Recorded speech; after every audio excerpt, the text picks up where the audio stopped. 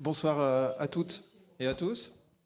Et bienvenue, bienvenue Michel, parce que tu viens un petit peu boucler une boucle, commencer avec toi sur d'autres aventures, en tout cas d'autres livres, et puis une expo aussi à laquelle tu as participé. Et ben voilà, donc on va faire ça sans transition, hein, on va faire ça plutôt d'une manière, allez, on va dire plutôt sympathique, c'est l'occasion, donc n'hésitez pas si vous avez, si vous voulez poser des questions, intervenir, on va forcément faire un peu plus ramassé, mais ça n'empêche pas qu'on va profiter de cette occasion pour échanger ensemble. Eh ben, petite provocation, comme ça pour commencer, ça mettra un peu de piment. Alors, je ne l'ai pas choisi tout à fait par hasard cette photo-là, mais ça me semblait intéressant de revenir sur, avant de parler du livre en lui-même, et puis tout de même, on ne va pas y échapper, de faire un petit parallèle, non pas avec la municipalité, mais en tout cas, qu'est-ce que c'est que Saint-Étienne et qu'est-ce que ça veut dire faire une ville. C'était ce lien-là, moi, que je trouvais toujours intéressant et qui me fascine à la fois, non seulement parce que tu parles de Calvino, tu parles de Gracq, il y a toujours un lien évident entre finalement un élu ou une élue, quelle qu'elle soit, une ville et le livre. Alors, de ton côté, comment tu vois cette association? Tu as déjà écrit pas mal d'ouvrages sur la ville, que ce soit Saint-Étienne ou le principe de ville en général, donc comment toi Pourquoi? Tiens. D'abord, merci. Et merci à Georges-Henri et à l'école de me recevoir avec vous. Et donc, merci de nous donner l'occasion de ces échanges à partir de ce bouquin sur ce que c'est que Saint-Étienne et la ville en général. Bon, c'est vrai que j'ai toujours eu, puisque tu me poses une question personnelle, une sorte de relation affectueuse entre les problématiques urbaines et la littérature.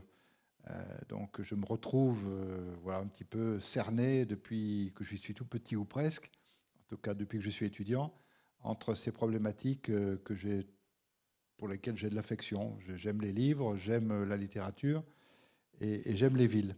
Alors c'est vrai qu'après, quand je me suis retrouvé, non pas tout à fait par hasard, parce que je l'ai bien voulu, quand je me suis retrouvé élu à Saint-Étienne, je me suis engagé dans une aventure, on peut dire, urbaine, qui voulait non pas de faire la ville un livre, mais de faire en sorte que la ville puisse se lire peut-être comme un livre, c'est-à-dire qu'elle puisse marquer un certain nombre d'articulations qui n'étaient pas forcément évidentes dans une ville comme Saint-Étienne qui avait grandi trop vite. Alors, quand on est élu, on garde pour soi beaucoup de choses parce que finalement, on n'est pas, je dirais, on n'est pas obligé de se faire connaître à tout le monde ses goûts personnels, c'est pas le but. Mais on garde en soi un certain nombre comme chacun, j'imagine, un certain nombre de choix, de goûts, de passions qui sont des choses qu'on garde pour soi, mais qui, à un moment donné, peuvent motiver ou expliquer une action, bien entendu. Voilà. Alors, tu as montré François Mitterrand, et si j'ai bien compris, c'est la maquette de la Grande Bibliothèque, dont on m'avait dit que ça ressemble à une table renversée. Ouais. Bon, je ne sais pas si c'est vrai. Mais en tout cas, on m'avait expliqué ça. Les architectes avaient imaginé que c'était une table renversée. Donc François Mitterrand, en tant que président de la République, s'est beaucoup intéressé, bien sûr, à ces grands projets parisiens. Et dans un petit bouquin qui est paru, qui était une conversation entre Paye et Mackie, parce que la dernière fois que j'étais avec vous ici, c'était pour parler de Mackie et du livre que j'avais écrit avec Fumiko Maki. Maki avait eu une conversation à Tokyo avec Pei, et il considérait que Pei était son maître en quelque sorte. Il avait 10 ans de plus que lui, et le jour où ils s'étaient rencontrés à Tokyo, il y en a un qui avait 80 ans, l'autre 90 ans.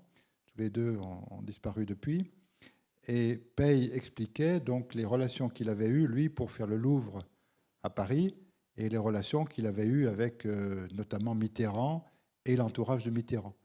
Et il avait expliqué que c'était très compliqué de faire le point pour un architecte avec un maître d'ouvrage aussi compliqué que l'État français. Voilà. Donc, quand on voit une image comme celle-ci, on peut se dire peut-être que justement, il y a un maître d'ouvrage qui était en l'occurrence le président de la République, et puis des architectes, des concours, des architectes, et donc le lien entre l'architecte et l'élu qui fait l'objet de l'exposition de l'école est sans doute au cœur des problématiques que j'ai aimées en tant qu'homme avant d'être élu et que j'aimais quand j'étais élu et que j'aime toujours aujourd'hui. Voilà. Bon, on y reviendra parce que cette histoire de ville comme un texte ou de sens de la ville, ou d'expressivité d'une ville. C'est un peu une thématique récurrente à la fois dans tout l'ouvrage, et puis dès qu'on commence à s'intéresser à l'urbain au sens très large. Mais je trouve intéressant, avant de rentrer dans le livre, d'avoir un petit peu cette idée, pas nécessairement sur le rapport précis à l'architecture, mais de dire qu'il y a quand même quelque chose qui se fabrique autour du texte. On parle de maires, on en a parlé, on parle de maires bâtisseurs, mais qui à un moment ou à un autre ont besoin de fonder un récit, ou en tout cas il y a besoin de laisser une trace. C'est une évidence, mais c'est intéressant de dire, bon, la Saint-Étienne, comment ça s'est passé, et puis une petite partie qui s'appellera Retour vers le futur, si je puis dire, dans cette soirée, qui sera aussi pour voir comment les choses ont bougé, comment toi tu vois les choses aujourd'hui dans ce rapport-là, et cette manière de faire la ville. Alors, on va quand même commencer par le livre, c'est quand même lui qui nous réunit une nouvelle fois. D'où il vient, pourquoi une envie comme ça, non pas soudaine, hein. Il y a une longue histoire autour de ce livre-là, mais qu'est-ce qui t'a motivé, ou qu'est-ce qui l'a motivé, ce livre, à ce moment-ci? C'est un peu à cause de toi et de cette école, parce que plusieurs fois au cours des 4 ou 5, 6 dernières années, j'ai eu l'occasion de venir devant des étudiants, ici à l'école, à l'université Jean Monnet, à Lyon, à l'université aussi, parfois dans d'autres écoles, et on me demandait d'expliquer, ou même quand j'étais sur des missions à l'étranger, on me demandait d'expliquer Saint-Étienne, le projet urbain de Saint-Étienne, qui a, à une époque donnée, intéressé, alors non seulement des spécialistes, des architectes, des promoteurs, des gens qui s'intéressent à la ville, mais qui avaient vu qu'il se passait quelque chose dans cette ville. Et donc on me demandait de l'expliquer, et puis peu à peu on m'a dit, ce que vous nous expliquez, il faudrait l'écrire. Bon, alors très franchement, entre nous, ce n'était pas mon intention première, parce que je n'avais pas spécialement envie de me replonger dans ce passé. Je préférais regarder devant que de regarder derrière. Et puis, bon, voilà, poussé par mes amis, comme on dit en politique, je me suis attelé à la tâche. Et puis, j'ai trouvé ça intéressant, parce que ça me permettait d'avoir, avec le recul, avec la distance, avec le temps qui a passé, sorti des problématiques politiciennes, disons, et des polémiques, ça m'a permis de voir ce qui peut-être était intéressant dans cette démarche, et puis au contraire de voir ce qui pouvait être intéressant pour l'avenir, ce qui avait pu être raté dans le passé, d'avoir un regard un peu dégagé de l'actualité d'autrefois. Donc ça, oui, je dirais, c'était pas prévu dans ma vie que je fasse un livre sur cette expérience-là, mais une fois que j'ai commencé, ça m'a intéressé, ça m'a plu, et j'ai eu envie d'avancer. Voilà. Pour la structure de l'ouvrage, parce que quand on regarde un peu le sommaire, ou qu'on le parcourt simplement en le lisant, il y a une double ou triple, ou combien il y a de lectures? Moi, j'en ai vu à la fois une très chronologique, ce qui est logique, c'est ton parcours, mais c'est aussi finalement cette espèce d'entrelacement entre finalement ta vie ou votre vie, parce que c'est pas qu'une vie d'une seule personne, ça occupe, j'imagine. C'est aussi l'évolution d'une ville, et à chaque fois on a cet aller-retour entre le faire et les conditions du faire, comme on dit assez souvent à juste titre ici. Et pourquoi cette structure, au fond, où il y a beaucoup de choses qui sont plutôt liées à l'urbanisme, à l'architecture, finalement, je ne vais pas dire aux artefacts, mais aux choses qui ont été construites, par moments matinées un peu d'histoire personnelle, et puis les photos qui ont peut-être un rôle assez particulier pour scander un peu ces 3 temps. Bon, les photos, parce qu'il y a beaucoup de gens qui me disent qu'ils n'aiment pas lire, mais qu'au moins ils regardent les photos. C'est déjà pas mal. Et à travers les photos, on peut expliquer pas mal de choses, on peut voir pas mal de choses. Mais de façon plus sérieuse, sur le texte lui-même, les universitaires, comme toi, écrivent des livres universitaires. C'est leur but et c'est leur fonction. Donc, ce sont des livres qui sont fondés sur une recherche et qui permettent d'expliquer un certain nombre de choses. Je ne suis pas universitaire, donc je ne peux pas écrire un livre universitaire. Ça n'est pas un roman, donc ce n'est pas une fiction, au sens où ce sont des choses qui ont une forme de réalité, même si on sait que dès que l'on commence à écrire, il y a une partie de subjectivité. Ensuite, ça n'est pas un livre politique, au sens où je n'évoque pas une doctrine, ou je ne vends pas un parti politique. Voilà. C'est pas ça non plus. Et puis, c'est pas comment dirais-je, une sorte d'autobiographie où je raconterais par le menu tout ce que j'ai fait de ma vie, etc. Donc, j'ai voulu croiser ou tisser en quelque sorte ces 3 fils qui sont peu connus du grand public, à savoir que quand on est élu, on est d'abord une personne, un citoyen ordinaire, et puis à un moment donné, on a envie de s'engager, et puis par chance, on peut être élu, ce qui a été mon cas. Et puis quand on est élu, on devient, je dirais, une personnalité publique, et on a envie de faire des choses, ce qui était mon cas pour Saint-Étienne. Et puis on s'entoure de gens qui ont des expériences, qui ont des compétences. Alors bien sûr, dans une école d'architecture, on peut parler de la maîtrise d'œuvre, donc de tous ceux qui contribuent à faire de l'architecture. Et puis on a aussi dans la vie publique, bien sûr, le monde politique qui nous entoure. Et donc on est à la fois une personne qui s'engage, on est un élu qui a affaire à la vie publique, à la vie politique, et puis on est un élu qui a envie de faire des choses, de monter des projets. Donc j'ai voulu en quelque sorte tisser sous forme de tresse ces trois dimensions-là pour que chacun comprenne comment ça se passe, c'est-à-dire comment se passe la vie d'un élu, la vie d'une ville, et en même temps comment se montent les projets. C'est-à-dire comment ça se déroule. Souvent, quand je discute avec des gens qui ne connaissent pas de l'intérieur une vie municipale, ils ont soit une crainte, parce que c'est le monde politique, et qu'on regarde ça avec beaucoup d'appréhension, ça fait peur, ou ça inquiète, ou au contraire, je dirais, on n'a pas envie du tout de s'approcher de ce monde-là qu'on croit vraiment nauséabond.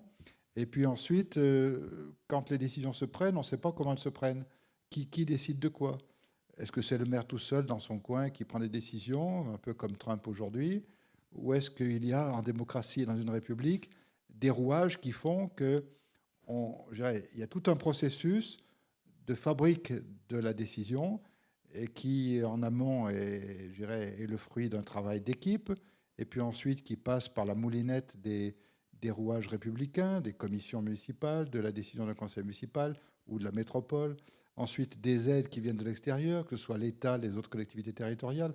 Enfin, il y a tout un ensemble de rouages qui se mettent en place. C'est ce que j'ai parfois appelé la salle des machines, c'est-à-dire aller voir comment tout ça se construit et comment tout ça se fabrique. Donc c'est un petit peu ce que j'ai voulu faire à travers ce livre, non pas dire c'est ma vie, mon œuvre, non pas dire c'est un projet politique, non pas dire, je dirais, d'autres le font très bien. Mon successeur, Maurice Vincent, a écrit un livre qui est plutôt de caractère universitaire, parce que lui-même est universitaire. Donc c'est un petit peu le mélange des trois, voilà, des trois dimensions, si je peux dire, au moins des trois dimensions de ce qu'on vit quand on est élu. Pourquoi le mot impression? Impression de vie, impression de ville? Parce que j'ai voulu commencer comme ça par quelques scènes que j'ai vécues qui m'ont impressionné au sens où elles m'ont dit quelque chose de la vie en société. Et elles m'ont dit quelque chose de ce qu'on vit quand on est élu, à travers des rencontres qui peuvent être, je dirais, des rencontres de la vie quotidienne. J'évoque les problèmes de cantonnier, par exemple, les problèmes d'une dame qui a des problèmes pour amener ses valises à la gare. Ça, c'est vraiment le quotidien. Aujourd'hui, on parlerait des éboueurs, et voilà, ça fait partie de la vie quotidienne d'une ville. Et puis, à côté de ça, il y a des réflexions qui te portent à penser un peu plus. Quand Antoine Guichard, le président de Casino à l'époque, me dit en gros, faites votre boulot de maire et faites en sorte que mes employés ne divorcent pas. C'est-à-dire faites en sorte que les gens qui viennent travailler chez Casino, quand ils rentrent chez eux, avec leurs conjoints et leurs enfants, trouvent dans la ville les moyens de s'exprimer, les moyens de se révéler dans le monde culturel, le monde sportif ou autre. Donc ce sont des impressions que j'ai reçues, parce qu'on discute avec les gens, et j'en ai retiré en quelque sorte des enseignements, en me disant il ne faut pas oublier ceci, il ne faut pas oublier cela, il faut penser à ça, il faut penser à... Bon, voilà. Et ça construit une forme de discipline qui s'impose à toi parce que c'est comme ça que les gens vivent. Voilà. Et même si parfois ils te disent des choses pas toujours agréables, c'est leur quotidien, c'est leur vie, et à partir de là, il faut en tenir compte. Voilà. Bon. Ou il faut leur expliquer pourquoi c'est comme ça. Je me souviens par exemple la campagne de 2008 a été compliquée. Hein. Pas tout à fait un hasard si on a perdu, mais elle était très compliquée parce que les gens étaient vraiment durs. Il y a des amis, des collègues qui étaient sur ma liste qui n'avaient jamais fait de politique avant. Ils n'imaginaient pas la dureté de ce qu'ils entendaient sur le terrain. C'est vrai que c'était très dur. Parce que les gens vous envoient des trucs. Et dans une soirée, qui devait être plutôt sympathique pour expliquer les projets qu'on avait pour l'avenir. Il y a une petite dame qui me dit à quoi ça sert ces chevaux bleus devant la gare? Bah, je dis c'est des sculptures. Pourquoi ils sont bleus d'abord? Alors je dis ils sont bleus parce que l'artiste les a voulu bleus. Vous voyez bien que ça ne sert à rien, elle me dit. Ben, ça ne sert à rien, c'est d'une sculpture. Voilà. Bon. Après, elle me dit de toute façon, c'est beaucoup trop grand de faire cette gare. Ben, c'est d'une gare, d'une agglomération de 400 000 habitants. Il y a des gens qui vont à la gare, on prend le tram, on prend le bus, on prend sa voiture. Oui, mais de toute façon, ça ne sert à rien. Bon. Alors, vous prenez ça en pleine figure, beaucoup de fois dans la journée, et à un moment donné, vous dites comment on peut expliquer les choses, comment on peut expliquer. Et parfois, quand on me pose la question, qu'est-ce que vous avez, quels sont vos regrets ou qu'est-ce que vous avez mal fait en quelque sorte? Bon, je dis parfois, on a peut-être l'impression qu'on a bien expliqué les choses, et quand on discute avec les gens, on s'aperçoit qu'ils n'ont pas bien compris ou mal compris, et qu'on a mal expliqué ou qu'on n'a pas suffisamment expliqué. Je cite un autre exemple parce que c'était au moment où on voulait faire le parking de la plage Jean Jaurès, et Dominique, donc mon épouse, était plage Jean Jaurès, mais elle expliquera si elle s'en souviendra peut-être plus que moi, et elle suivait deux dames de la plage sur la plage Jean Jaurès qui parlaient du parking en disant le maire il est fou, il va faire un parking et on verra plus la cathédrale. Parce que ces vieilles dames, sincèrement, pensaient que c'était un parking en élévation qu'on allait faire. Et Dominique se rapproche d'elle en disant non, non, je vous assure, c'est pas ce qui va être fait, ce sera un parking souterrain. Et ces dames disent mais si, nous on sait bien, on a bien. Bon. Donc c'est très compliqué d'expliquer des choses qui paraissent simples, qu'on pense avoir bien expliquées, et qui en fait passent à côté, quoi. Pour une raison ou pour une autre, ça passe à côté. Et quand ça c'est parfois des conseils que je pourrais donner aux gens qui veulent faire, qui veulent s'engager dans la vie municipale, quand ça a dérivé dès le départ, c'est très très compliqué à récupérer. Quand les gens n'ont pas compris le projet, ça part en vrille. Et j'ai vécu ça pour la Cité du Design, par exemple, où ça a été excessivement dur, physiquement dur, si je peux dire, parce que c'était lourd à supporter. Dès que les gens n'ont pas compris, ou dès que, avec les réseaux sociaux aujourd'hui, c'est encore pire, dès que ça part en vrille et que le projet n'est pas expliqué ou est mal expliqué, on peut difficilement récupérer les choses. Parce qu'après, il y a les médias qui s'y mettent, la presse qui s'y met, et les oppositions montent au créneau. Et quand vous avez des oppositions qui montent au créneau de façon importante, vous êtes acculé et vous ne pouvez que vous défendre. Vous ne pouvez plus parler du projet de façon positive, vous pouvez être que dans la défensive. Et ça, c'est un petit peu compliqué. Enfin, je parle devant des gens qui ont dû vivre ça en tant que maître d'ouvrage ou architecte. Ça doit vous arriver aussi. Alors, tu te doutes bien qu'on va y venir au projet. Mais avant, c'est quoi de stéphanois? Les Stéphanois, j'ai le tort de bien l'aimer, quoi. Je les aime bien, les Stéphanois. Je les aime bien parce que, d'abord, je les connais bien. Je crois pouvoir dire que je les connais bien. Ils ont un côté attachant, râleur, plus que la moyenne des Français. On peut dire qu'ils sont comme saint Thomas, ils ne croient que ce qu'ils voient. Et je pensais naïvement qu'en leur montrant qu'on faisait des choses, ce n'était pas que du discours, il y avait des choses à voir, ça suffisait. Ça ne suffit pas parce qu'ils sont en même temps très exigeants. Ils sont très exigeants, un peu versatiles. Par exemple, depuis l'après-guerre, il y a eu beaucoup de maires à Saint-Étienne. Je dois être celui avec de Freycinet qui est resté le plus longtemps maire. Mais il y a quand même peu de... On n'est pas dans des villes où on garde le maire 50 ans. Ça n'a jamais existé. Ça viendra peut-être demain. Mais aujourd'hui, ça n'a pas existé. Bon. Donc, ça veut dire que le Stéphanois est assez versatile, ne vous fait pas confiance spontanément, est attachant parce que souvent, ce sont des gens qui ont un vrai contact avec la réalité, qui sont d'origine modeste, ouvrière, et qui ont connu des moments parfois difficiles dans leur vie personnelle ou professionnelle, mais qui ont une capacité à vous balancer des choses un peu inattendues. Voilà, comme tu me poses la question, là, il me reviennent pas mal d'images de Stéphanois que j'ai rencontrés qui ont besoin de voir. Moi, je pense justement à une vieille dame qui venait à la Coupe du Monde Place Jean Jaurès. C'était la fête Place Jean Jaurès. Et elle vient, puis elle me croise dans la rue. Elle me dit, je voulais voir on en parle, cette Coupe du Monde. Je voulais voir à quoi ça ressemblait quand même, cette Coupe du Monde. C'est-à-dire qu'elle devait voir la télé, elle devait entendre dire qu'il y avait la fête à Saint-Étienne, elle voulait voir. Elle descendait de Montplaisir, elle voulait voir. Bon. Donc c'est un peu ça le stéphanois, on ne fait pas confiance spontanément, on a besoin de croire en quelque chose, mais on veut voir, quoi. On veut voir, voilà. Et puis ils peuvent vous chahuter pas mal aussi, oui, ils sont assez bons pour ça, oui. Oui. Je me rappelle de quelques manifestations à l'hôtel de ville, quand il y avait des manifestations à l'hôtel de ville, ça pouvait être chaud. Ok, je prends. Alors justement, dans ton ouvrage, comme tu le soulignes, il y a beaucoup de rencontres. Alors moi, j'en ai isolé quelques-unes à la fois, parce que c'est peut-être aussi des espèces de, je ne vais pas parler de mythes, mais quand même un peu, de personnages qui, dans l'imaginaire stéphanois, ont joué d'une manière avérée ou non un rôle particulier. Et bon, forcément, ça commence par celui-là, parce que tu n'y vas pas de main morte, hein, quand même, page 26, c'est un aventurier, un inventeur de formes. Wow. C'est pas moi qui l'ai écrit, ça, c'est François Barré. Voilà, mais en tout cas, tu Je le cite. cites. Ouais, Et ouais, donc, c'est ouais, intéressant de se ouais, dire, ouais, pas forcément, Ricardo Bofill, ça marque une ouais. époque, ou en tout cas, ça renvoie à une époque, mais c'était quel personnage et au fond, quel rôle il a joué à Saint-Étienne? Alors d'abord, ce qu'il faut peut-être dire, c'est que quand j'étais, avant d'être maire adjoint à l'urbanisme, je sentais qu'on avait pas mal d'études différentes sur la ville, mais qu'il n'y avait pas une armature générale, il n'y avait pas je dirais, de cohérence d'ensemble. Il y avait plutôt des études différentes, dispersées, sur des sujets différents, mais personne n'avait encore rassemblé tout ça.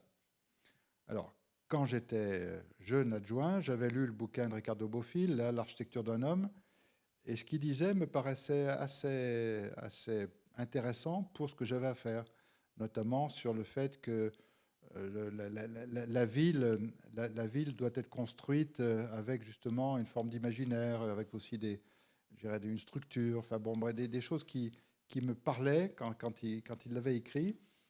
Et puis par le hasard, après il y a le hasard de la vie qui fait que Bertrand-Julien Laferrière, d'origine stéphanoise, était le directeur de l'agence de Bofill, le Taller de Arquitectura, à Barcelone. Et donc, discutant avec Bertrand-Julien Laferrière, ayant lu ce qu'avait écrit Bofill, ayant vu ce qu'il avait fait notamment à Barcelone, que j'avais trouvé intéressant, j'aimais moins Montpellier. Bon, ça me paraissait parfois un peu... Il avait tiré un peu sur la corde, un peu trop fort. Bon. Mais j'avais vu ce qu'il avait fait à Paris, la place de Catalogne, des immeubles de bureaux, avenue Hoche, des choses qui me paraissaient intéressantes. Et donc, du coup, je m'étais dit, ce serait intéressant que quelqu'un comme Ricardo Bofill nous donne son avis sur ce qu'est Saint-Étienne et la forme de Saint-Étienne, et puis quelques projets, enfin, ou en tout cas quelques structurations de la ville pour l'avenir. Donc, grâce à Bertrand-Julien Laferrière, on a pu avoir ce contact et on a demandé à Ricardo Bofill, qui a accepté, une sorte de catalogue de préconisations pour l'avenir à partir du constat.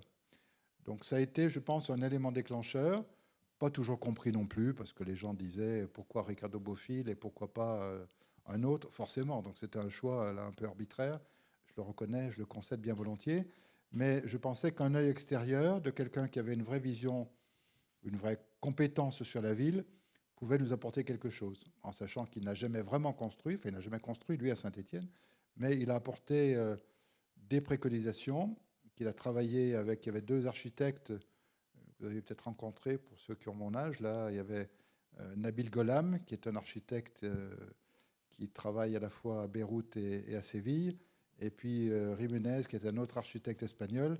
Donc tous les deux étaient les contacts de Bofill à Saint-Étienne et travaillaient dans les services de l'urbanisme avec des gens comme Jean-Louis Girard ou Serge Brugière, qui étaient au service urbanisme. Donc ils ont travaillé sur une sorte de catalogue de propositions et de préconisations que j'ai suivi, voilà, en tant qu'adjoint, puis ensuite en tant que maire, parce que je me suis dit que ça permettrait de donner une structuration plus forte à la ville en réunissant des morceaux qui étaient jusqu'à présent éparses.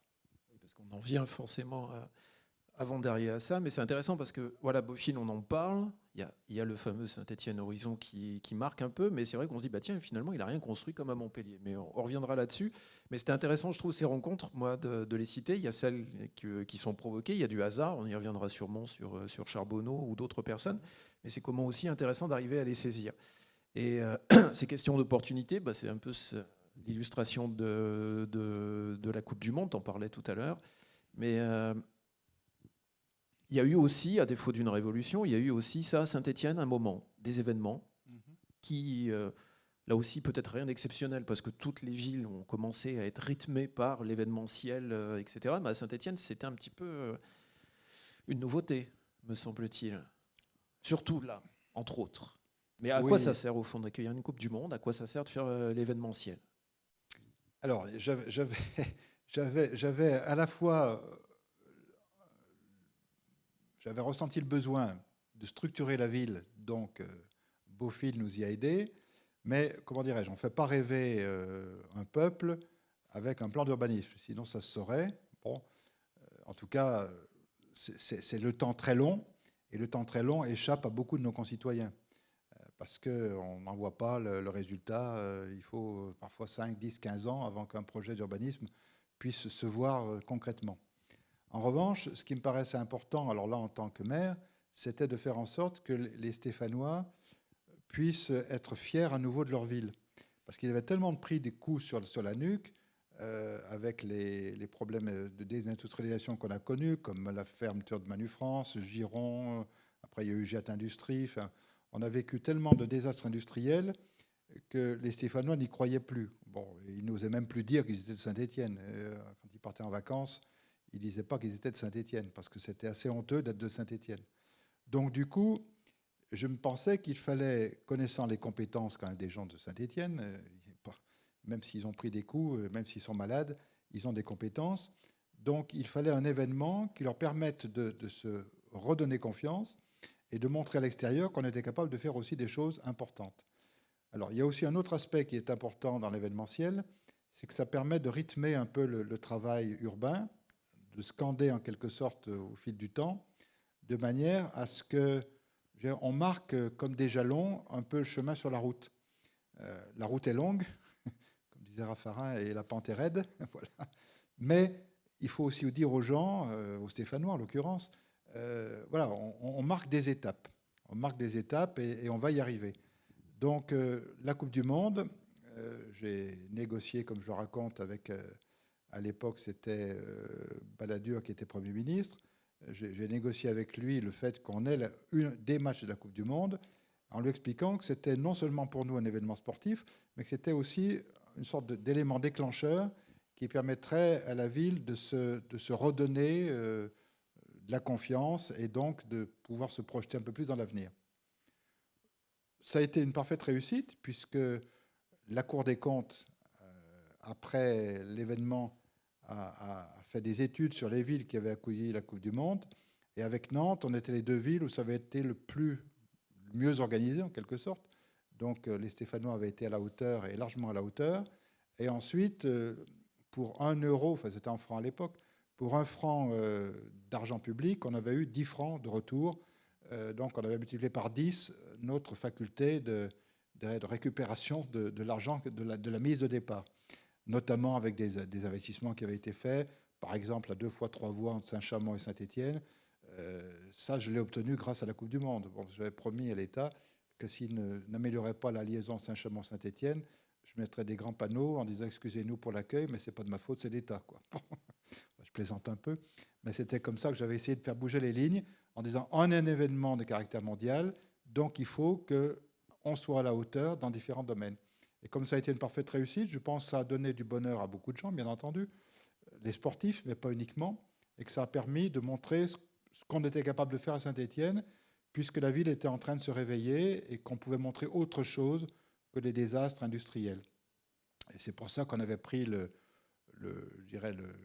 logo, ce n'était pas le logo, mais le motto plutôt un peu audacieux, en disant « Il n'y a pas que le foot dans la ville », au motif que quand les journalistes venaient à Saint-Étienne, on leur montrait autre chose que le foot. On leur montrait les entreprises qui travaillaient bien, certains quartiers qui étaient en train de se réhabiliter, pour leur dire arrêtez de dire que c'est la ville noire, que c'est la ville pauvre, que c'est une ville en déclin. Il y a aussi des choses qui se passent à Saint-Étienne et qui vont de l'avant. Il y a aussi un risque avec l'événementiel, soit de créer tellement d'attentes parce qu'on insuffle et à la fois un nouveau rythme et puis une certaine envie de nouveauté qui devient peut-être d'un autre côté décevantes ou qui se banalisent. Ça arrive dans beaucoup de villes. Alors à cette époque-là, comment vous gériez, quand je dis vous, c'est toi et d'autres, comment vous gériez justement cet équilibre entre à la fois scander par des choses, scander le rythme de la transformation pour la rendre visible par des événements, sans non plus que ça devienne on va dire une overdose ou que ça soit en sur-régime permanent. Parce qu'il y en a Alors, eu. Hein. il faut faire une distinction entre l'événementiel et la com. La com, j'ai toujours demandé aux équipes qui travaillaient avec moi à la mairie ou après à Saint-Étienne Métropole de ne pas vendre ce qui n'existe pas. Parce qu'effectivement, la frustration est grande et on peut tomber de haut. Il y a des villes qui sont très fortes en com et qui vous vendent des choses extraordinaires. Et quand vous y allez, vous dites, bon, c'est pas mal, mais enfin, ça n'a rien d'exceptionnel non plus. Donc je disais, on vendra, entre guillemets, la ville quand on aura fait des choses qui méritent d'être vendues. Bon, ça, c'est la com. Et puis l'événementiel, c'est un petit peu différent parce que l'événementiel, c'est effectivement de rythmer l'action publique et de montrer qu'à un moment donné, il y a des choses qui se font. On n'est pas au bout de nos peines, ça se fait, mais ça montre aussi aux gens qui sont à Saint-Étienne que ça valait le coup de s'engager dans ce projet parce qu'on est en train d'en voir les réalisations. Donc ça sert à ça. Voilà. Alors, je ne sais pas si tu as l'intention de parler de la fête de la ville. Donc c'est un peu le même registre. Hein. C'était de montrer que les coulisses un peu de la fabrication de la ville, de la fabrique de la ville, et faire en sorte que les gens qui travaillaient au changement montrent ce qu'ils sont capables de faire pour la ville. On a fait également ça avec Capitale Européenne de la Culture quand on a été candidat. C'était des occasions, des rendez-vous pour fédérer les énergies de Saint-Étienne et montrer à l'extérieur qu'on était capable de s'attaquer à des événements de classe européenne, pour faire simple. Voilà. Des regrets justement d'événements qui ne sont pas devenus pérennes, ou en tout cas qui n'ont pas été réguliers. Oui, alors c'est là où la politique interfère, enfin la mauvaise politique, parce que la fête de la ville, alors j'avais demandé à François Barré de nous aider, et donc il était conseil de la ville sur... C'est un homme de gauche, François Barré, qui avait été directeur de l'aménagement et de l'urbanisme au ministère de la Culture, de la Culture, oui, et qui conseillait Juppé à Bordeaux et nous à Saint-Étienne. Il me disait, c'est marrant parce que je suis un homme de gauche, mais je conseille deux maires, entre guillemets, de droite. Je lui dis, écoutez, vous allez vous en remettre, parce qu'on va essayer de faire des choses ensemble. Et ça marchait très bien. Et François Barré m'avait proposé justement qu'on fasse la fête de la ville pour montrer une ville en train de se transformer et en même temps que les gens de Saint-Étienne soient porteurs eux-mêmes du changement. La fête de la ville, c'était ça, c'était de dire, il y avait des grands trous, pour ceux qui s'en souviendront, qui étaient là à l'époque, des grands trous autour de la place du Peuple, parce qu'on était obligé de refaire la station d'épuration et de construire des réseaux séparatifs. C'était le plus gros chantier de la ville, 85 millions d'euros à l'époque. Et c'était le plus gros chantier, mais qui était le plus enquiquinant pour les gens, puisque c'était des trous dans la ville.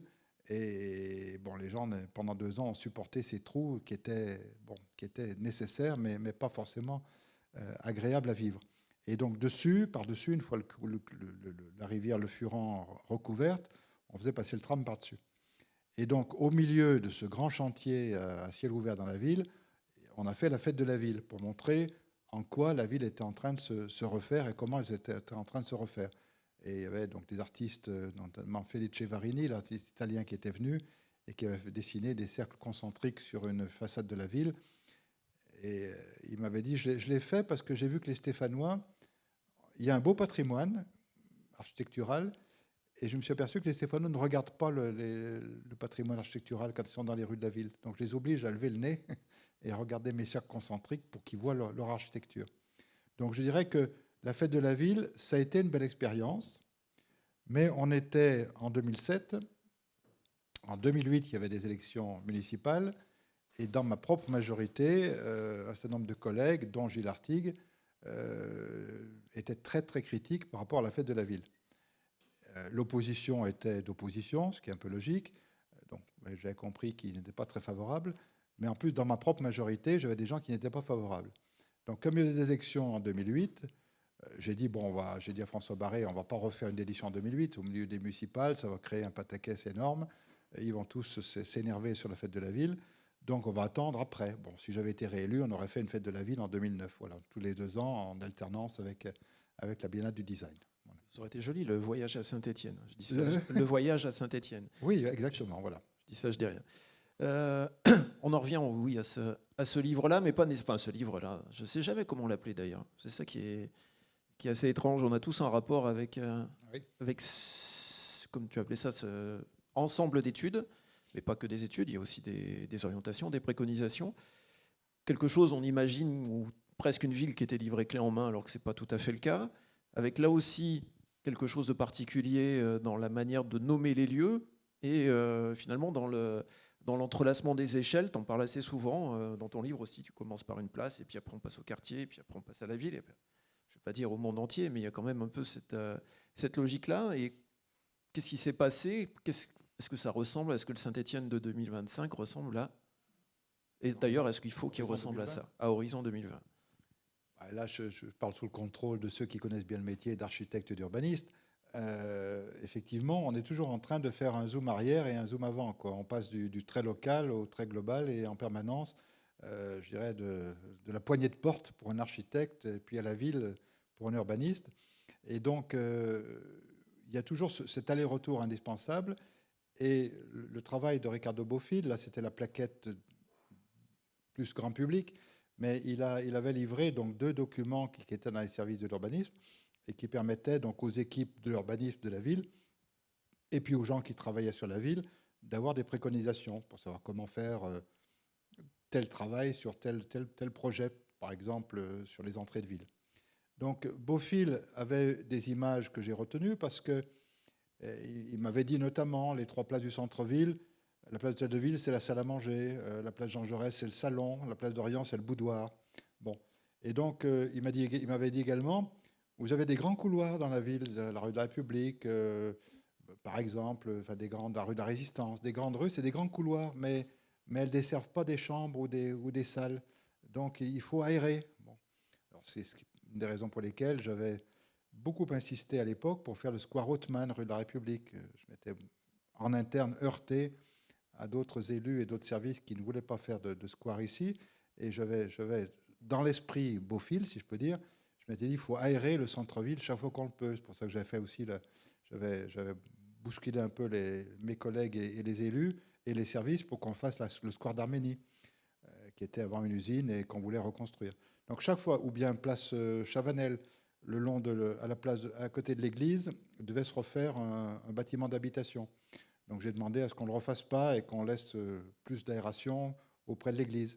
Donc là, chaque fois que c'était possible, notamment à chaque fois qu'on avait du foncier, j'ai demandé à ce qu'on libère de l'espace pour, dans l'esprit de Bofill, qu'on n'ait pas que des couloirs et une ville un peu étriquée.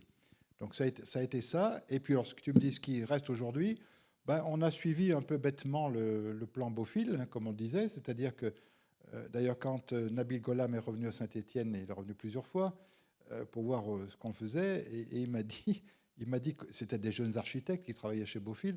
Il m'a dit on avait toute l'attitude, carte blanche pour imaginer. Donc on a imaginé beaucoup de choses, et on ne pensait pas que vous le feriez, quoi, que vous seriez assez bête, si je peux dire, pour le faire jusqu'au bout. Ben si, je dis, nous on est assez bêtes pour le faire. Voilà. Bon. Donc on a travaillé sur les entrées de ville. Bellevue, Couriot, Château-Creux et au nord, c'est pas encore fini, devant le musée d'art moderne. Et puis le boulevard urbain circulaire et les places principales du centre-ville. Enfin, pour faire simple, c'est un peu les grands axes. Et aujourd'hui, est-ce qu'on ferait ou est-ce qu'on penserait une ville de cette manière-là? Non, non. D'ailleurs, je vois, par exemple, je connais des architectes de l'agence Senia qui sont à Paris, que connaissent peut-être les architectes. Ils travaillent sur Saint-Chamond aujourd'hui. Et alors, pour faire simple, c'est Saint-Chamond 2050, comme on a eu Saint-Étienne 2020. C'est tout à fait différent, parce que Horizon 2020 de Bofill, c'était mieux articuler la ville, mieux la structurer et faire en sorte que les éléments du puzzle soient plus cohérents les uns par rapport aux autres. Dans une ville aujourd'hui, je pense que les enjeux sont un peu différents, parce qu'on parle, par exemple, changement climatique. Il faut végétaliser les villes, on le sait. Plus il y a d'arbres dans une ville, moins il y a de CO2, et donc on gagne en température dans la ville. Donc c'est d'autres logiques qui s'imposent aux villes aujourd'hui et qui ne s'imposaient pas de la même manière il y a 25 ou 30 ans. On aurait toujours recours au plan au dessin, à tous les sens du terme? Est-ce qu'il y a toujours la nécessité de cette puissance-là qui correspond peut-être aussi à une époque? Mais est-ce qu'il n'y Oui. a pas un abandon petit à petit et qui est simplement cyclique de dire maintenant, je ne veux pas dire qu'on fabrique la ville, mais on n'est Bah, je plus du pense que tout les en deux train sont de la penser nécessaires. comme ça. Je pense que les deux sont nécessaires. Je pense que le travail sur l'urbain passe par des plans, passe par des espaces publics, passe par je dirais, des volumes. Ça, je pense qu'on n'y échappe pas, mais peut-être avec d'autres choses aujourd'hui qui sous-tendent l'action de la ville, justement pour qu'on prenne en considération le fait que, je le pensais à l'époque et je l'ai écrit, mais je ne pense pas que les villes ont à y gagner en gagnant plus de population, par exemple. Je parle d'une sorte d'archipel métropolitain. Je pense que c'est mieux pour la métropole d'avoir plusieurs îlots, des quartiers dans une ville ou des petits villages qui vivent bien, plutôt que d'avoir une mégalopole de 500 000 habitants qui serait trop concentrée. Je pense qu'on préparera mieux l'avenir en étant plus dispersés, tout en ayant ce qu'on appelle dans le jargon des fonctions majeures qui permettent d'avoir une ville qui a des capacités alors universitaires, hospitalières, etc. Alors, tu parlais aussi d'espace public. Alors là aussi, c'est un peu comme le dessin. On a ce mythe de l'espace public au sens de la place ou du lieu auquel on se réunit. On va pas faire un cours là-dessus, mais Saint-Étienne, ça s'est traduit par ce travail-là de Jean-Pierre Charbonneau. Alors comment il est arrivé déjà ici, à Saint-Étienne? Qu'est-ce que c'était cet atelier d'espace public pour celles et ceux qui ne le sauraient pas encore, enfin. Et puis, quelle place ça tient, ou pas, ou plus, autrement, cette grande question de l'espace public? Alors, je pense, c'est bête de dire je pense, c'est une réalité que l'espace public, depuis que le monde est monde, est le lieu où se rassemblent les citoyens. Bon. Et c'est en plus le lieu principal de la vie démocratique. C'est en plus, et c'est là où on rejoint peut-être la forme urbaine, c'est en plus un moteur du développement de la ville. Fumiko Maki l'explique là, que j'ai remise dans le livre qu'on a fait ensemble. Il part de l'idée d'un triangle, une place en triangle, comme moteur du développement d'un quartier, en disant, ben voilà, si on met aux trois angles du triangle, aux trois sommets du triangle, si on met trois fonctions importantes pour la ville, peu importe quoi, par l'hôtel de ville, une bibliothèque, un cinéma, le reste va se remplir spontanément. Voilà. C'est-à-dire qu'il y a une sorte de fonction de développement qui est liée à l'espace public. Alors pour en revenir à l'atelier urbain, je trouvais que ce que fabriquaient nos services municipaux, c'était, alors un architecte me l'avait dit avec ces mots, c'était pas très valorisant pour les services municipaux. Il m'avait dit, vous faites de l'urbanisme de bordure de trottoir. Bon, je dis, ben ouais, c'est pas très gentil ce que vous dites, on va essayer de corriger ça. Alors, c'est vrai que l'espace public vu par les services municipaux dans les années 80-90, c'était principalement la voirie qui construisait les espaces publics, les places publiques. Et donc, je ne sais plus par quel miracle, j'ai rencontré Jean-Pierre Charbonneau.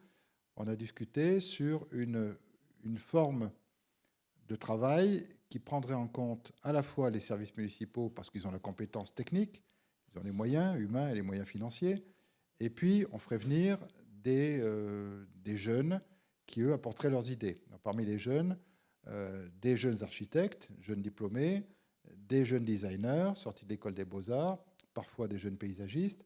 Et donc, on ferait une équipe qui serait mixte entre compétences techniques municipales et puis partenaires extérieurs rassemblés par Jean-Pierre Charbonneau.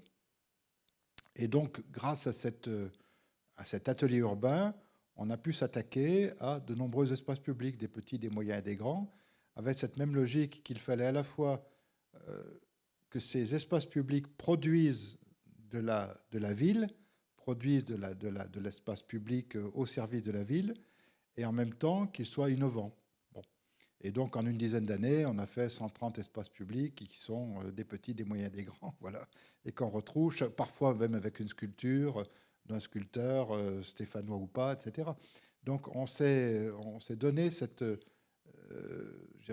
volonté, On s'est attelé à cette volonté de refaire l'espace public autrement. Au début, ça a été compliqué parce que les services municipaux m'ont dit, mais monsieur le maire, vous ne nous faites pas confiance, on sait faire, et pourquoi vous ne nous faites pas confiance, et pourquoi ceci, et pourquoi cela. Bon, ça c'est ce que j'appelle la force de l'habitude, qui est en général un handicap pour changer les choses. Et puis, du côté des jeunes, jeunes diplômés, au contraire, une volonté de... Il y en a un ou une, il n'y a pas très longtemps, qui m'a encore dit, c'est grâce à ça, grâce à l'atelier urbain, que j'ai eu mes premières références de commandes publiques. Et donc, ça m'a beaucoup aidé pour la suite. Donc, en même temps qu'on mettait le pied à l'étrier à des jeunes diplômés, on permettait d'avoir des espaces publics voilà, plus sympas, disons. Voilà, plus sympas. Et ça a été, assez, je pense, assez original. Une fois, il y a une élue, une adjointe au maire de la ville de Bangkok qui est venue me voir. Bon, je me demandais pourquoi elle était venue. Elle me dit parce qu'on nous a dit au niveau européen qu'il fallait venir à Saint-Étienne pour voir comment vous fabriquez des espaces publics pas chers. Bon, voilà. Voilà, donc ça, on savait faire. Et c'est tellement vrai, ceux qui ont connu Fabienne Crécy, qui a été chef de projet du tramway et ensuite directrice du service urbanisme, et qui est maintenant la patronne des transports publics à Toulouse. Fabienne Crécy, après Saint-Étienne, en 2008, donc est partie à Lyon, elle a dirigé le service urbanisme à Lyon. Elle m'avait dit, vous ne savez pas, monsieur Thiollière, j'ai honte, mais à Lyon, on a 4 fois plus de moyens pour faire des espaces publics qu'à Saint-Étienne. Mais le résultat n'est pas meilleur. Voilà. Bon. Alors, je ne sais pas si c'est vrai. Hein. Enfin, bon. C'était un peu, non pas la question, mais j'allais dire, et c'est étrange, parce qu'à une époque, quand on parlait d'espace public, la ville qu'on montrait, entre guillemets, ou qui était montrée comme étant l'exemple, c'était Lyon. Oui, parce qu'ils avaient Henri Chabert comme adjoint à l'urbanisme, que j'ai bien connu, qui est décédé maintenant, qui était l'adjoint de Michel Noir, et puis Jean-Pierre Charbonneau, qui a commencé à travailler à Lyon avec Henri Chabert. Absolument. Mais bon, là où ils mettaient du marbre, nous, on mettait du gravillon. Voilà. C'est pas mal aussi.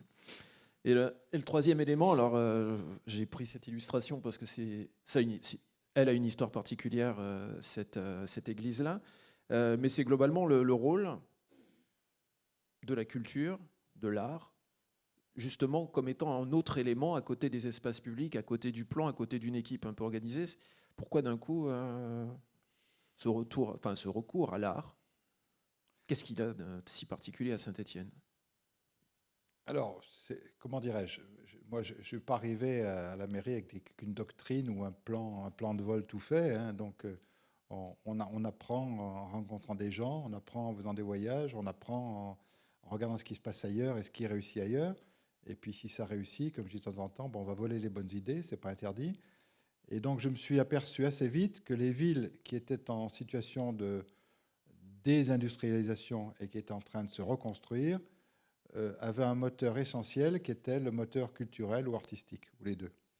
Alors, j'ai emmené mes collègues maires de l'agglomération et quelques élus stéphanois, je les ai emmenés à Bilbao, parce que c'était assez symbolique de voir comment Bilbao se régénérait grâce au Guggenheim, grâce à un travail sur l'espace public de qualité avec des architectes de qualité. Je les ai emmenés à Glasgow pour voir à peu près la même chose, l'espace public. On est allé dans la Ruhr, pour voir comment la Ruhr était en train de se reconvertir. Enfin bon, on a fait des voyages d'études comme ça qui nous montraient que grâce à l'action artistique, grâce à une architecture de qualité, grâce à un paysage urbain de qualité, on pouvait redonner vigueur à la ville. Voilà. Donc ça a été effectivement un moteur de redéveloppement important. Alors ça passait par l'architecture, ça passait par les beaux-arts, mais ça passait aussi par la musique. J'ai beaucoup fait pour qu'il y ait ce que j'ai appelé la chaîne musicale, quand on est des écoles, quand on est un conservatoire de région, ce qui n'était pas le cas avant, qu'on ait ensuite une salle de musique actuelle, le Phil, qu'on ait un zénith, qu'on ait un opéra, qu'on ait un orchestre symphonique. Enfin, je me suis beaucoup attaché à ce que dans le domaine musical, on soit également le mieux possible, dans le domaine architectural aussi, dans le domaine des espaces publics également, et puis qu'on travaille avec toutes les formes artistiques possibles, qu'on donne les moyens aux artistes de créer, voilà, chaque fois que c'était possible. On ne parlera pas de Saint-Étienne, version punk rock, mais il paraît que c'est une des capitales de cette musique-là, alors qu'on parle plutôt d'Angers. Et le Corbu, ça aussi, c'est pas rien. Alors, je ne sais pas si on a le droit de le dire dans une école d'architecture, mais j'ai donné des cours à l'école d'art et de design il y a 2 ou 3 ans, là, et un prof d'histoire de l'art voulait parler de Picasso, et les étudiants ont fait grève et ont refusé qu'on parle de Picasso au motif qu'il n'avait pas de bonne manière avec les femmes. Bon, ce qui est sans doute vrai. Voilà. Alors, je ne sais pas si on a le droit de parler du Corbusier dans une école d'architecture, mais à titre personnel, j'aimais bien le Corbusier. Voilà. J'ose dire que j'aimais bien le Corbusier. Et donc, j'y suis pour rien, mais Firminy Vert a été créé après-guerre et le maire le Claudius Petit à l'époque, le maire de Firminy, était un ami de Corbusier, ministre de la Reconstruction, et il avait invité donc le Corbusier à faire ce qu'on connaît à Firminy aujourd'hui. Sauf que, comme vous le savez, l'église avait été entamée, mais n'a jamais été construite. Et donc, avec le maire de Firminy de l'époque, avec l'association de défense du patrimoine de Corbusier, avait envie de construire l'église. Et donc, il manquait quelques moyens, bien entendu. Donc, on a proposé que Saint-Étienne Métropole soit maître d'ouvrage, mais depuis la loi de 1901, une collectivité n'a pas le droit de construire une église. Donc, je me suis arrangé avec le préfet de l'époque pour trouver une solution dans laquelle on n'allait pas construire une église, mais bon, un objet culturel. Un tiers du bâtiment, la partie basse, serait réservée à des expositions, donc la partie muséographique. Et puis le reste, la coque, si je peux dire, serait ouverte à tous ceux qui le voudraient, tous les cultes qui le voudraient. Donc l'église ne serait pas consacrée par l'église catholique, puisque c'était la règle. Alors ensuite, fallait-il construire ou pas construire l'église ? On a eu la chance que José Obrori, qui était architecte à New York, qui est décédé maintenant, mais avait été un des architectes de l'équipe du Corbusier et avait tous les plans. Bon. Alors après, il y a eu des querelles d'experts dont je ne suis pas, sur la hauteur du dôme, à quelques mètres près. Bon, ils ont discuté longtemps pour savoir quelle était la vraie hauteur du dôme, telle que l'avait voulu le Corbusier. Bon, je ne suis pas entré dans ce débat d'experts, mais on est arrivé donc à reprendre le chantier et à terminer l'église et à faire en sorte que l'ensemble de Firminy soit du coup cohérent. Alors visiblement, c'est ce que tu dis, page 159, il y a eu une petite histoire avec une certaine Françoise Choët. Oui. Alors j'en profite aussi parce que comme le 28 avril, à l'école d'architecture de Belleville, il y a une journée entière dédiée à Françoise Choët, c'est Thierry Paco qui organise ça, pour celles et ceux qui passeraient par Paris. Mais donc c'était quoi cette petite aventure avec Françoise Choët ? François, c'est une aventure tout à fait dissible. Hein. Non, Françoise Choët, pour ceux qui ne sont pas du métier, c'est une grande spécialiste de l'histoire de l'urbanisme. Disons que voilà, elle a écrit des bouquins sur l'histoire de l'urbanisme. Et il se trouve que j'étais invité à Rome, à la Villa Médicis, pour l'ambassade de France à Rome m'avait invité à expliquer les projets urbains de Saint-Étienne. Donc il y avait 2 jours de conférences où j'expliquais pour ma part ce qu'on faisait à Saint-Étienne et pourquoi on faisait ça. Et dans le même temps, donc François Choët faisait une conférence sur l'architecture et l'urbanisme. Et dans sa conférence, j'ai toujours pensé qu'elle ne savait pas que j'étais dans la salle. Elle dit qu'il ne faut surtout pas construire des œuvres une fois que l'architecte est mort. Et elle cite l'exemple de l'église de Firminy, hein, en disant on n'aurait jamais dû construire cette église, le Corbusier étant mort. Bon. Alors à la fin de la conférence, je vais la voir. Je lui dis écoutez, madame, vous avez dit qu'il ne fallait pas construire. Ben, je suis responsable. Voilà, c'est moi. C'est moi en tant que président de la métropole qui ai poussé mes collègues à décider qu'on allait construire l'église. Elle était un peu embêtée parce que je ne pouvais pas penser que j'étais là. Et après, bon, habilement et diplomatiquement, elle a rebondi pour me dire bon, voilà, elle avait des idées, mais ce n'étaient peut-être pas les seules idées qu'on pouvait avoir. Bon, moi, je suis très content qu'on ait construit l'église parce que, bon, voilà, je trouve qu'elle a belle allure, cette église, et qu'elle manquait au patrimoine de Firminy. Alors, est-ce qu'on peut résumer finalement l'aventure stéphanoise à ces 3 éléments-là ? Et s'il y en a plus, ce seraient lesquels pour toi ? Sous-entendu, j'ai oublié quoi ? Bon, en architecture et en urbanisme, oui, je pense qu'on peut dire que ça résume bien la volonté de structurer la ville. Bon, c'est Horizon 2020. La volonté de donner beaucoup pour l'espace public en tant que générateur de ville, et puis la volonté d'une action culturelle et artistique au service du développement de la ville. Oui, je crois que tu as bien compris ce que je voulais faire. Oui. Merci. Bon, ça, merci. Tu auras compris, c'était la partie gentille de l'entretien. On va maintenant faire un petit voyage, parce que c'est rigolo, en lisant l'ouvrage, je me dis, il y a des choses qui ont cas, tu vas me dire si tu veux, bien sûr, qui ont peut-être pas tant changé que ça. Page 45, par exemple, en 94, le problème, ou les enjeux, le prix de l'eau, GIAT, l'intercommunalité et quelque chose qu'on appelle l'ASS. 2025, l'ASS, ça a toujours l'air d'être le cas. La métropole, c'est pas la grande forme. La cité du design et peut-être, à défaut de l'eau, les impôts locaux. Bon, dans quel ordre tu veux qu'on le passe? Bon, comment dirais-je, je l'ai dit, je crois, un moment, mais on a la chance d'avoir pu créer l'établissement public, l'EPAS. On a la chance d'avoir un établissement public foncier, l'EPORA. On a la chance d'avoir une métropole. Si on n'avait pas eu ces différents établissements publics et cette collectivité nouvelle, Saint-Étienne n'aurait jamais pu s'en sortir. Jamais. On n'avait pas les moyens humains et on n'avait pas l'argent pour redresser la barre après les années difficiles. Donc la première chose que je me suis dite quand je suis devenu maire, parce que j'avais été adjoint, donc je voyais quand même un peu la situation en tant qu'adjoint, je me suis dit de toute façon, si on veut que cette ville se redresse, il faut plusieurs moteurs, il faut des moteurs autres que ceux qu'on a déjà. Et donc parmi ces moteurs, c'est vrai qu'il y avait le problème du prix de l'eau dans lequel j'ai dû me débrouiller. Et puis ensuite, il fallait trouver des ressources nouvelles. Donc ça a été la métropole qu'on a créée avec quelques collègues maires et puis qui a grandi au fil du temps, puisqu'on est parti de 22 communes au départ, puis 43, puis maintenant je crois qu'ils sont 53. Donc ça veut dire que la métropole elle est dans sa fonction majeure maintenant.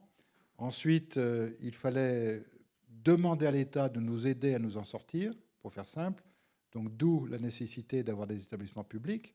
Je parle sous le contrôle de Jacques Arthaud. Ce n'était pas du côté de l'État quelque chose de très développé, faire des établissements publics en région. Donc il y avait Marseille, Euroméditerranée, il y en avait quelques-uns autour de Paris, mais quand on demandait à l'État de s'investir, c'était à la fois contradictoire avec l'esprit de décentralisation. Les maires voulaient se passer de plus en plus de l'État, et moi j'étais un des rares à demander à l'État de s'investir à mes côtés. Bon, donc déjà, c'était un peu contre nature dans l'esprit de l'époque, mais je disais tout simplement à l'État que nous n'y arriverions pas. C'est-à-dire qu'on n'arriverait pas à s'en sortir si on n'avait pas l'aide de l'État. Donc l'État a fait son travail et l'a bien fait, et a créé donc l'établissement public qui a permis de faire beaucoup de choses. Et je dis souvent que si on n'avait pas les PAS aujourd'hui, rien ne se ferait à Saint-Étienne. Et je crains le pire si jamais les PAS doivent s'arrêter un jour, parce que je ne vois pas bien avec quels moyens on fera de l'aménagement urbain à Saint-Étienne. Ensuite, il fallait la métropole pour créer des projets structurants pour le développement économique et le développement de l'agglomération, ce qui s'est fait, voilà, avec quelques équipements majeurs. Ensuite, tu parles de l'ASS. L'ASS, c'est toujours, comment dirais-je, il y a une telle force affective autour de l'ASS qu'on ne peut jamais s'en détacher. Voilà. Nous, on a dû investir à un moment donné où l'ASS plongeait complètement. Ensuite, quand l'ASS remonte, elle remonte faiblement. Là, on voit pour le moment qu'elle est à 2 doigts de repasser en Ligue 2. Donc, il y a une dimension affective forte entre les Stéphanois et leur club de foot et entre les Français et ce club, qui est particulière. Ouais. Moi, je suis allé dans beaucoup de pays étrangers où je me rappelle, par exemple, au Sénégal, des gamins me vendaient le journal et, sachant qu'on était de Saint-Étienne, nous donnaient la liste des joueurs de Saint-Étienne. C'était hallucinant. Je vais à Belgrade, je prends le taxi, et le chauffeur-taxi, sachant que j'étais de Saint-Étienne, me parle de Kurkovic. Voilà, bon. Donc il y a beaucoup d'endroits comme ça où Saint-Étienne parlait, alors encore un peu moins peut-être maintenant, mais parlait beaucoup à beaucoup de villes en Europe qui avaient joué contre Saint-Étienne, et puis à Saint-Étienne, les Stéphanois qui ont un attachement viscéral à ce club. Bon. Alors après, il y a les vicissitudes comme je dis, heureusement, c'est pas le maire qui entraîne l'équipe, quoi. Mais il y a un impact quand même sur la vie municipale. Donc les moyens financiers, il faut en trouver. On en a trouvé grâce à, je dirais, aux établissements publics. L'ASS, c'est une histoire d'amour un peu folle entre Saint-Étienne, son club, et ce club et la France. Et puis, dans les autres je dirais, des autres ingrédients, ben, il faut les rassembler pour faire comprendre que quand on aide, par exemple, Saint-Étienne, ben, c'est autant de moins de problèmes sociaux qu'on a à régler. Moi, c'est ce que je disais parfois aux représentants de l'État. Si vous nous abandonnez, bon, ben, vous n'aurez pas à payer un établissement public, mais vous aurez à payer du chômage, vous aurez à payer du RSA, parce que la ville se paupérisera encore plus, même si aujourd'hui, on voit qu'elle est encore un peu pauvre. Ton livre commence avec la charité. Oui. Le quartier, hein, pas la charité, Oui. faire la charité. Charité aujourd'hui, est-ce que ça doit toujours répondre à une stratégie urbaine claire? Je suis né dans le quartier à côté de la Charité. C'est vrai que bon, j'ai connu ce quartier tout petit, mais pour reprendre, le temps de la ville est vraiment un temps long. Hein, parce que je suis parti de la mairie en 2008, donc ça fait quand même 16 ans maintenant, 17 ans. C'est vieux. Et déjà, on se préoccupait de l'avenir de la Charité, de l'avenir de l'avenue Émile Loubet, enfin, qui est en train d'être refaite avec les PAS, enfin, le bâtiment de la sécurité sociale. Donc c'est dire que le temps de la ville est un temps très long. Et à l'avenir, je dis, il y a quelques sites emblématiques qui sont des articulations dans la ville et pour lesquels, à mon avis, il ne faudra pas se tromper en termes de développement. Alors, il faut faire confiance à ceux qui viendront demain et aux architectes, les urbanistes qui travailleront sur ces sujets-là. Mais la Charité, c'est une vraie belle articulation entre le quartier piéton, la place Chavanel et puis un petit peu le cours Victor Hugo. Il ne faudra pas se tromper sur ce qu'on va faire là, parce que ça aura une incidence sur l'avenir. Il y a d'autres sites comme ça qui seront majeurs pour la ville et pour lesquels il faudra que ceux qui prendront les décisions aient à cœur de les prendre dans le bon sens. Il y aura la même chose devant le musée d'art moderne, par exemple sur la plaine de la Doua. Bon, j'ai évité le pire à une époque, c'était Castorama qui devait s'installer devant le musée d'art moderne. Bon, ça m'a coûté quelques soucis, mais on l'a évité. Bon, là, il y a des enjeux comme ça. Il vaut mieux qu'il ne se fasse rien pendant 10 ans plutôt que de faire une bêtise qu'on va supporter pendant 100 ans. Donc, attendons de voir ce que les futurs décideront. Je parle de style et de l'entrée Est. Je pense qu'on a manqué une opportunité. Là, on a manqué une opportunité pour des raisons que j'ignore, qui était, à mon époque, de rassembler autour de Castorama qui existait déjà, pas de Castorama, pas d'IKEA qui existait déjà, une unité commerciale et pas deux unités commerciales qu'on a aujourd'hui entre ce qui était le géant Casino et puis ce qui est devenu Style. Bon, voilà. Voilà, la vie des villes est faite de soubresauts, parfois d'erreurs, parfois d'opportunités gâchées, et puis heureusement de succès, heureusement. Et les moteurs que toi tu identifiais ou vous identifiez en 94, et pour aller vite, est-ce que c'est à peu près les mêmes aujourd'hui, toujours les mêmes, la culture, le design, le savoir-faire? Le design, à mon avis, ça devrait transcender un petit peu tout. Pourquoi? Parce que c'est une force économique, le design. Vous savez, moi, je ne suis pas designer, je n'ai jamais écrit sur le design, mais j'ai écouté les industriels. Et quand on a fait une première biennale du design grâce à l'école des beaux-arts de l'époque, l'école d'art et de design d'aujourd'hui, avec son directeur qui était un type formidable, Jacques Bonaval, et qui était vraiment un acteur essentiel du développement du design à Saint-Étienne.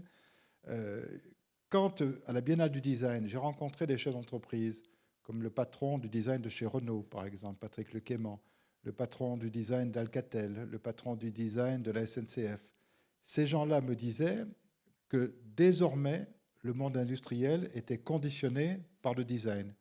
Patrick Lequément, pour Renault, me disait, c'est la première fois chez Renault, et pourtant Dieu sait que Renault, c'est une industrie française connue et reconnue.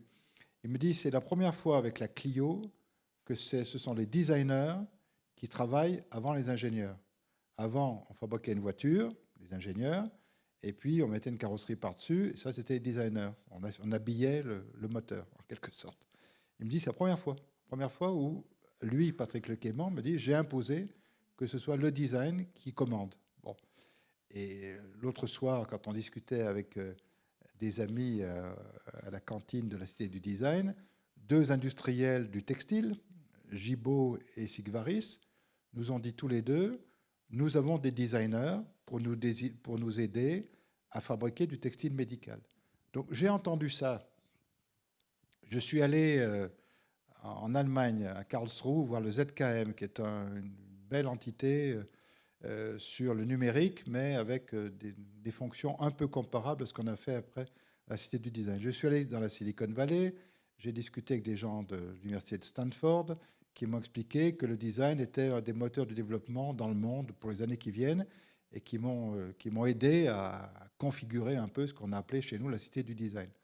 Donc, fort de ces différentes rencontres, fort de ces échanges, je me suis dit que Saint-Étienne étant une ville industrielle où il y a énormément d'ateliers, de PME qui fabriquent des objets qui sont méconnus du grand public ou des médias, mais qui fabriquent pour l'automobile, pour l'aérospatial. Enfin bon, on avait monté, par exemple, au moment du Salon du Bourget, j'avais installé un salon, enfin un stand des entreprises stéphanoises qui travaillent dans l'aéronautique. Et eux-mêmes ne se connaissaient pas tous entre eux. Parce qu'il y en a qui travaillent pour les trains d'atterrissage, il y en a d'autres qui travaillent pour le cockpit. Ils travaillent tous pour Boeing ou Airbus et Ariane. Et ils sont à Saint-Étienne, ces gens-là. Il y a une entreprise qui fait beaucoup Focal JM Lab, une des entreprises les plus belles au monde dans le domaine des enceintes acoustiques. Ils travaillent bien sûr avec des designers. Ils sont installés à Saint-Étienne. Peu de gens le savent. Donc on a une pléiade d'entreprises de très haut niveau qui travaillent avec des designers. Et donc, dans mon esprit, la Cité du Design, ce doit être le lieu où se retrouvent en permanence des industriels, des designers, l'enseignement supérieur et la recherche, et puis la partie plutôt exposition, culture, que représente la Biennale. Et on a une collection de design qui est une des plus belles collections de design en France, et donc qui mérite d'être vue. C'est pour ça qu'ils vont faire, ce qui est très bien, la Galerie nationale du design qui va être construite. Bon, ça sera une exposition permanente de design. Quand on a fait quand on a été candidat au concours Capitale européenne de la culture, on savait que Marseille était probablement vainqueur d'entrée de jeu, mais enfin, ça ne fait rien. On s'est dit, on va réunir, ça sera l'occasion de réunir à Saint-Étienne tous les établissements d'enseignement supérieur et culturel qui peuvent se rencontrer et travailler ensemble. Et bien entendu, dans mon esprit, l'école d'art et de design, l'école d'architecture, l'université Jean Monnet, l'école des mines, l'école nationale supérieure de sécurité sociale sont des établissements d'enseignement supérieur de grande qualité qui sont parfois, parce que c'est la logique administrative, dans leur silo et qui ne se voient pas, qui ne se rencontrent pas.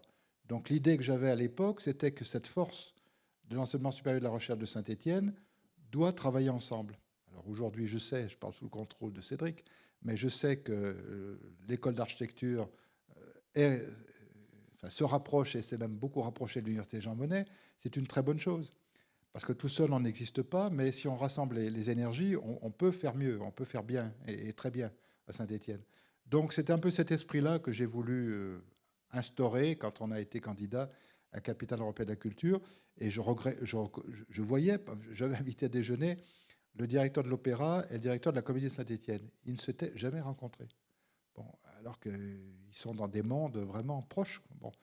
Donc l'idée, c'était de réunir tous ces gens-là et de faire une force collective au service d'une ville et de son développement. Donc d'où l'idée de travailler à la Cité du Design en particulier, sur l'idée qu'on rassemble des compétences et que ces compétences sont nécessaires au monde économique. Je vois que, presque mot pour mot, qualité urbaine, création sous toutes ses formes, innovation liée à l'enseignement supérieur et de vivacité dans le domaine artistique. Rien n'a bougé, on garde les mêmes et on continue.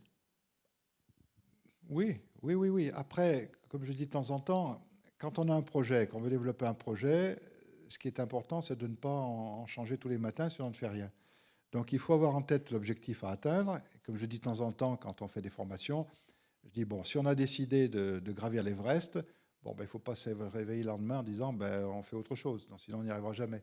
En revanche, il faut se donner les moyens d'y arriver. Donc il faut réunir les équipes, la compétence, les moyens pour y arriver. Donc c'est un peu ça l'objectif pour une ville, c'est d'avoir un objectif à long terme en se disant on veut y arriver. En revanche, toutes les modalités pratiques pour y arriver sont discutables. On peut discuter de tout, du chemin pour y arriver, des équipes pour y arriver, des moyens humains et et financiers qui sont nécessaires. On a le droit de changer de parcours. En revanche, il ne faut pas changer sur l'objectif qu'on veut atteindre. Moi, ce que je voulais, c'est faire de Saint-Étienne une grande ville en Europe, reconnue pour ce qu'elle sait faire, dans le domaine de la culture, du design, je dirais, de sa qualité humaine. Et pourquoi ce n'était pas la mégalomanie? C'est tout simplement parce que si on est parmi les meilleurs en Europe à savoir faire ça, c'est mieux pour les habitants, c'est plus riche en termes d'énergie et donc de retombées économiques. Et donc, globalement, les gens vivront mieux. Voilà, c'est tout bête, mais c'est comme ça que ça se passe. Ok, bon, très bien. Alors pour finir, j'avais dit qu'on revenait un petit peu presque au début, c'est-à-dire à cette histoire de sens de la ville ou de rapport effectivement qu'on a tous et toutes avec quelque chose qu'on peut appeler une ville en particulier ou l'idée de ville en général. C'est aussi un petit clin d'œil, parce que tu vas pas tarder à aller voir une ville tentaculaire, justement. Et c'était aussi l'occasion de te titiller un peu, si je puis dire, en employant une expression plutôt locale. Là, pour le coup, sur l'espace public, tout ça, ça nous amène à Los Angeles. Pourquoi Los Angeles? Qu'est-ce qui se passe avec Los Angeles? Et pourquoi tu dis qu'il n'y a pas de centre à Los Angeles? C'est pas moi qui le dis, hein, c'est les gens comme toi qui le disent. Ah, pas du tout. Non, je dis simplement, bon, il me titille parce que je m'intéresse aujourd'hui à la ville de Los Angeles et à un hôtel de Los Angeles qui a été un hôtel mythique de Los Angeles. C'est mon hobby du moment. Voilà. Parce que alors, pour ceux que ça intéresse, l'hôtel Ambassador a été créé en 1921 à Los Angeles. Ça a été une icône de la ville de Los Angeles. Des Oscars ont été décernés dans cet hôtel. Il a malheureusement connu un drame, c'était l'assassinat de Robert Kennedy, qui était dans sa campagne pour les primaires américaines en 68. Et Donald Trump s'y est intéressé, l'a acheté, a voulu y construire la plus haute tour des États-Unis, enfin du monde même à l'époque, et il a échoué, Donald Trump, face au district scolaire, de l'équivalent du rectorat chez nous, qui voulait y construire des écoles. Donc aujourd'hui, le bâtiment, il y a eu trois. Soit on conservait l'hôtel Ambassador, qui était une icône de la ville, soit c'était Donald Trump qui faisait la plus haute tour du monde, soit c'était des écoles. Donc au final, c'est des écoles. Donc l'hôtel a été démoli et c'est des écoles qui ont ouvert il y a une quinzaine d'années. Alors pourquoi cet hôtel était à l'époque sur le Wilshire Boulevard. Le Wilshire Boulevard, à Los Angeles, il doit faire 18 km de long. Il a été créé par un monsieur qui s'appelait Gaylord Wilshire, qui avait acheté des terrains. C'est un socialiste qui a à l'époque, un ami de Jack London, un ami de quelques écrivains du début du XXe siècle, qui a été candidat beaucoup de fois sans succès, mais à Los Angeles et puis aussi en Angleterre et puis ailleurs. Enfin bon, un personnage un peu loufoque qui avait beaucoup d'argent, qui a acheté des terrains et puis il a décidé à un moment donné qu'il allait créer au milieu de ces terrains un boulevard. Il a fait 400 mètres de long d'une grande avenue qui partait de nulle part et qui allait nulle part. Bon. Mais il a dit voilà, je commence. Et puis les autorités de la ville de l'époque ont décidé de continuer son morceau de boulevard et l'ont appelé de son nom Wilshire. Bon. Donc le Wilshire Boulevard, c'est ce grand boulevard qui a été un peu le fil conducteur du développement de la ville entre la fin du 19e et le début du 20e siècle. Et effectivement, la ville de Los Angeles, elle ne s'est pas construite comme les villes européennes, avec un centre bien identifié, avec, comme on le sait chez nous, une place publique, une église, une mairie, etc. Donc ça n'a pas été ça, Los Angeles, ça a été le long de ce Wilshire Boulevard, et puis d'autres boulevards après, la volonté de dégrainer le long des boulevards des maisons individuelles. C'était l'utopie de beaucoup d'Américains, avoir sa maison individuelle, sa piscine pour les plus riches, et donc de faire de la ville une ville dans laquelle on ne peut pas faire autrement que de se déplacer en voiture. Voilà. Donc ça a été la voiture, la maison individuelle et des grandes avenues. Le long de ces grands boulevards se sont créés des espaces urbains qui sont plutôt des centres commerciaux, mais qui n'ont pas la même fonction que dans les villes européennes telles qu'on les a connues. Donc on peut dire, mais je ne suis pas un spécialiste de l'histoire de l'urbanisme ou de l'architecture, mais on peut dire peut-être qu'à Los Angeles, on a vu une ville atypique sortir de terre et se développer de façon extraordinaire en termes de population, sur un mode qui n'a rien à voir avec les autres qui se sont construites, que ce soit New York, Washington ou Chicago ou San Francisco, qui, elles, ressemblent plutôt à des villes de type européen. Tu nous diras si effectivement, à un moment ou un autre, je ne te demande pas d'écrire le tome 3 de Feu Mike Davis, mais si effectivement il n'y a pas un centre ou quelque chose, qu'est-ce qui fait cette image qu'on a, voilà, d'une ville, pas comme Saint-Étienne, mais cette idée d'une grande ligne comme ça. Je pense qu'elle est multipolaire. Ouais. Bah, Saint-Étienne aurait pu avoir ce développement, enfin à ce développement, alors puis on revient à Saint-Étienne, la Grande Rue à Saint-Étienne, avec ses 7 km de long, elle est ponctuée de quelques espaces publics. Bon, il y a le centre-ville, mais il y en a aussi d'autres. Et je me suis attaché à en créer d'autres parce que je pense que ce sont des rythmes le long du grand axe. Par exemple, la place du Bicentenaire, c'était sur Centre 2. J'étais un dimanche à la maison, il devait pleuvoir. Et je me suis on habitait Centre 2 à l'époque avec ma famille. Et donc, je me suis gribouillé sur un petit bout de papier. J'ai dit, c'est pas possible qu'on termine Centre 2 comme c'était prévu dans les années 70, avec des tours et une dalle dans l'urbanisme des années 70. Donc, j'ai gribouillé, j'ai dit, il faudrait faire une place publique. Après, bon, on avait demandé au service urbanisme d'y travailler, et les architectes qui ont travaillé, donc c'est devenu la place du Bicentenaire. On a fait Grouchy, on a fait une place à Grouchy parce qu'il y avait une opportunité foncière. Donc chaque fois qu'on a pu le faire le long du grand axe, on a refait ou on a fait des places publiques qui ne sont pas le centre-ville, mais qui sont des formes de centralité par rapport aux quartiers dans lesquels elles sont. D'accord. Donc voilà, alors Saint-Étienne n'est pas Los Angeles, mais on a aussi notre grande rue. Voilà. Ça saurait, ouais. Est-ce que vous avez des questions? Est-ce que vous avez envie de réagir, envie de revenir sur un point ou quelque chose? Bonjour, merci. J'avais une petite question, moi, sur comment faire entendre, parce que vous avez rencontré plein de Stéphanois au cours de vos mandats et tout ça, mais comment on arrive à faire entendre à des gens qui sont complètement très éloignés de la question urbanistique et du design que ce qu'on peut amener en projet peut amener quelque chose de nouveau à la ville et changer peut-être totalement un regard et les amener à voir eux-mêmes leur ville différemment. Parce que c'est quelque chose qui est assez compliqué pour des gens qui ne sont pas du tout sensibles et où c'est un peu triste à dire, mais le logement basique, par exemple du pavillonnaire, leur convient très bien et ne vont pas aller chercher d'autres formes plus abouties d'architecture ou essayer de comprendre l'urbanisme. C'est une question intéressante parce qu'effectivement, comment faire la pédagogie de la ville, quoi, en quelque sorte, pour un élu, mais je pense que c'est vrai aussi pour un architecte ou pour un urbaniste, de la même manière. Comment faire la pédagogie de la ville? Et c'est vrai qu'il faut se rendre compte que les gens, les Stéphanois, mais comme les autres, dans leur vie quotidienne, ils ont des problèmes à résoudre qui n'ont rien à voir avec la fabrication de la ville, bon, pour la plupart. Alors, parfois, on se plaint quand on est élu, quand on va dans une réunion publique, que les gens vous ramènent toujours au quotidien. C'est-à-dire, aujourd'hui, ça serait l'enlèvement des ordures ménagères, les trous dans le trottoir, les crottes de chiens. Enfin bon, voilà. Il y a toujours une période comme ça, dans une réunion publique, où il faut évacuer, si je peux dire, les questions du quotidien, qui sont importantes. Parce que la mamie qui, quand elle sort de chez elle, trouve un trou dans le trottoir et se casse la figure, c'est un vrai problème pour elle. Donc, il ne faut pas le négliger. Voilà. Ça, c'est la vie quotidienne. Donc, il faut faire en sorte qu'on comprenne que la vie des gens est faite de ça. Bon. Mais la vie d'une ville ne peut pas être faite que du quotidien. Elle doit se faire effectivement sur le long terme. Alors, moi, j'ai en tête deux exemples qui montrent que les gens sont très réceptifs pour peu qu'on leur donne envie de parler de l'avenir.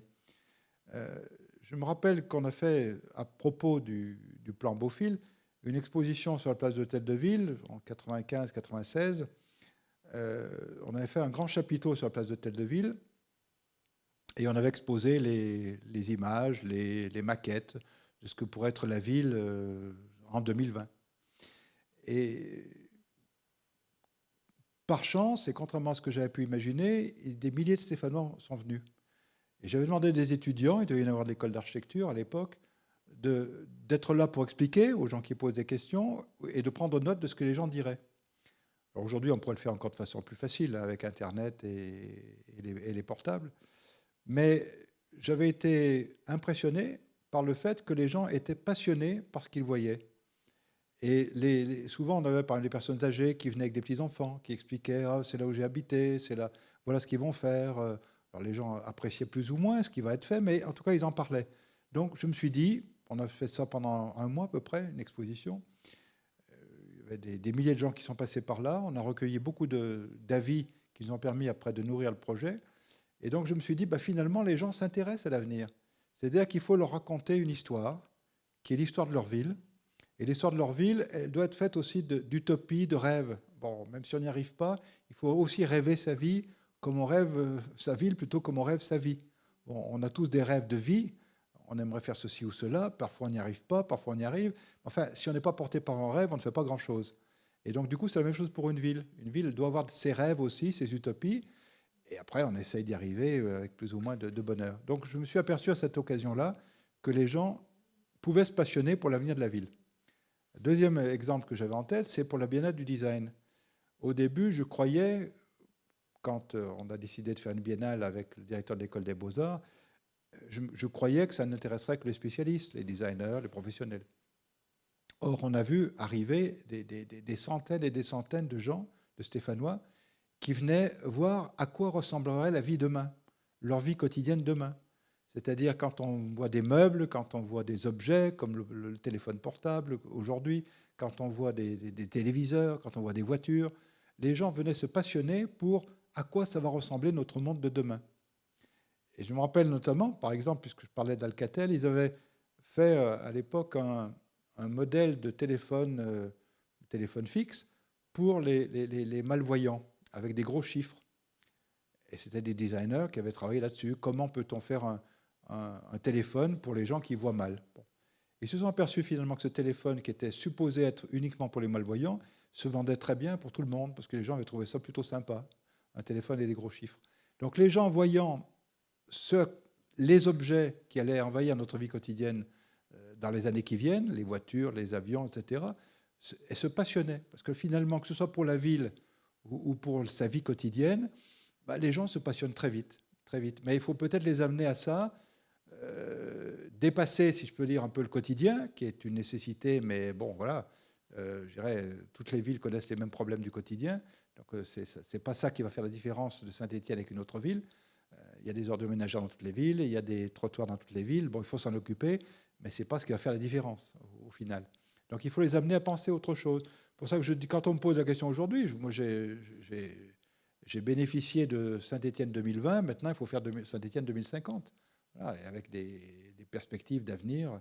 Et je suis sûr que les gens sont passionnés par ça, pour peu qu'on les amène à se passionner. Ok. Et par rapport à cette vision de Saint-Étienne 2050 et tout, comment vous positionnez, comment vous imaginez la position de la métropole stéphanoise par rapport à la métropole lyonnaise et les interactions qu'il peut y avoir à l'échelle du plus grand territoire et les interconnexions avec celle-ci? Alors, vous avez raison, parce que si on prend notre région Auvergne-Rhône-Alpes, on a à peu près 3 villes métropoles de dimension comparable, Grenoble, Clermont-Ferrand, Saint-Étienne, qui ont chacune leurs compétences différentes. Et puis nous avons une capitale régionale qui est Lyon, qui est la grande métropole lyonnaise. Et nous sommes très proches de Lyon par rapport à Grenoble et Clermont-Ferrand. C'est à la fois une chance et un handicap. La chance, c'est qu'on est près d'une grande métropole qui nous ouvre des portes dans de nombreux domaines, y compris en termes de transport, de mobilité, et en termes de liens entre les universités et les grandes écoles. Il y a des connexions qui se sont faites entre les grandes écoles, les universités, le monde hospitalier. Alors, il faut à la fois garder notre identité et chercher les complémentarités. Je pense que l'avenir de Saint-Étienne par rapport à Lyon, c'est de ne pas se fondre dans un ensemble lyonnais, mais c'est de garder une identité forte, de jouer l'identité stéphanoise et de jouer la complémentarité avec Lyon. Par exemple, dans le domaine du design, on a une vocation forte que n'a pas Lyon. Il faut jouer la carte Lyon-Saint-Étienne, complémentarité, mais avec une identité. Ensuite, sur les relations Lyon-Saint-Étienne, on a essayé pendant 30 ou 40 ans de faire la 45, la nouvelle autoroute. Il y a des moments où ça a marché, d'autres ça n'a pas marché. Pour le moment, ça ne marche pas et je pense que ça ne va pas marcher pendant longtemps encore. Or, Saint-Étienne est la ville d'où est parti le premier train de voyageurs entre Saint-Étienne et Lyon. Pourquoi, dans nos utopies, on n'aurait pas l'utopie d'avoir un système de transport entre Lyon et Saint-Étienne qui soit justement quelque chose de complètement innovant. Alors, il y a eu des réflexions sur ces sujets-là. Je me dis, pourquoi pas? Pourquoi pas en France avoir entre Saint-Étienne et Lyon un mode de transport complètement nouveau, qui ne soit pas une autoroute, qui ne soit pas le TER d'aujourd'hui, mais qui montre, je dirais, pour nous, usagers, mais aussi peut-être en France de façon plus globale, qu'on est capable aussi de faire ça. Et si on se replonge dans le passé, imaginons qu'on est en 1815-1820, il y a 2 siècles, vous vous rendez compte l'esprit d'aventure, d'imagination et de force, de conviction qu'il devait avoir à l'époque pour faire un chemin de fer qui relie Saint-Étienne à Lyon. Bon. Le premier chemin de fer qui est tiré par des chevaux qui amenait le charbon à la Loire, c'était industriel, c'était une nécessité industrielle pour amener le charbon de Saint-Étienne sur la Loire, sur des barges qui pouvaient l'exporter. Mais des voyageurs. Et nous, en 2025, on ne serait pas capable d'inventer autre chose que ce qu'on connaît déjà. C'est là où je me dis, bon, il faut oser. Voilà, oser. Ça ne veut pas dire qu'on y arrive, mais il faut au moins essayer d'oser. Voilà. Donc pour vous, il y a eu l'époque du canal du Gier, après donc la voie ferrée Saint-Étienne-Lyon, et pourquoi pas demain l'Hyperloop. Pourquoi pas demain? L'Hyperloop. L'Hyperloop, oui, je pensais à ça, oui, tout à fait, qui est une... Je ne sais pas si ça sera ça, Oui. mais j'ai entendu dire qu'il y aurait peut-être un essai d'Hyperloop du côté de Toulouse. Bon, j'espère qu'ils ne vont pas nous piquer l'idée, quoi. Mais bon, encore une fois, il y a la concurrence est telle entre les villes et les métropoles aujourd'hui que il ne faut pas attendre qu'on vienne nous le servir sur un plateau. Hein, il faut se défoncer pour le faire. Voilà.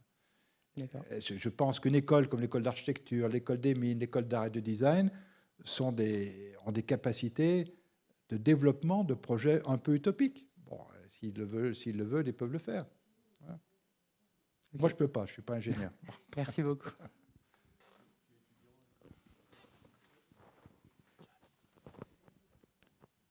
Jacques Artaud.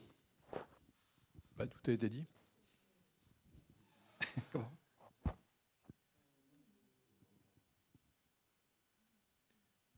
Non, ce qui est intéressant dans ta présentation, c'est que on peut penser que c'est un livre sur la ville, mais en fait c'est un livre sur l'homme, avant tout. Et donc, dans ton discours, ce qui est très intéressant, c'est cette place centrale, effectivement, de l'humain avant tout. On construit un projet pour l'humain. Et tu as utilisé une métaphore bretonne que moi j'utilise en voile. D'abord, on va choisir effectivement un point d'arrivée, et puis après, on va tirer un bord à gauche ou à droite, mais l'objectif, quand même, c'est au final, on va tous d'accord, la ligne d'arrivée, elle est au bout, quoi. Donc, et c'est peut-être aujourd'hui ce qui manque. C'est-à-dire qu'en fait, on n'a plus de boussole. On sait cette ligne d'arrivée, cet objectif, on ne sait pas où on va aujourd'hui. Et c'est peut-être là où on est déboussolé, c'est-à-dire que effectivement, on va aller d'un côté du plan d'eau, je garde ma métaphore bretonne, on va aller d'un côté du plan d'eau, on va aller de l'autre, mais en fait, on cherche la ligne d'arrivée et en fait, on ne sait pas où aller. Et effectivement, alors, je me posais la question de savoir pourquoi effectivement on en est arrivé là. Alors, dans le cadre d'une ville, est-ce que c'est, et tu le disais en introduction, sur le fait que les maires à Saint-Étienne changent régulièrement. Quand on est à Bordeaux et que Jacques Chaban-Delmas reste pendant 50 ans, puis après GMP pendant 30 ans, enfin voilà, on a une continuité d'action qui fait qu'un maire peut sur du long terme engager, effectivement, avoir cette vision de l'avenir et la développer. Sur 6 ans, un maire ne fait rien en termes d'infrastructure, quoi. Moi, j'ai toujours aussi un chiffre en tête. On est à peu près, il faut à peu près un siècle pour renouveler une ville, donc ça veut dire que c'est 1% par an, et si tu restes pendant 6 ans, tu vas modifier 6% de la ville, donc c'est pas significatif, et ça n'a pas cette valeur pour vraiment tout changer.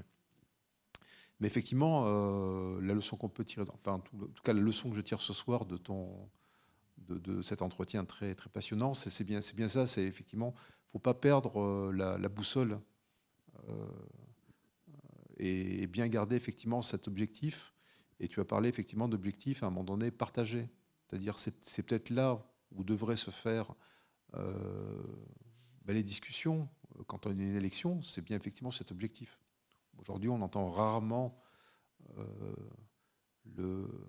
un candidat à une élection parle effectivement de sa vision de la ville. On va plus entendre effectivement les moyens qu'il va développer, mais voilà, et il faut peut-être aussi essayer de changer de domaine et puis redonner effectivement espoir, parce que tu as parlé effectivement à un moment donné aussi de cette capacité effectivement d'un projet pour redonner espoir à une population, lui donner un objectif et lui donner en fait un objectif dans sa vie et puis aussi dans la vie personnelle de chaque habitant, quoi.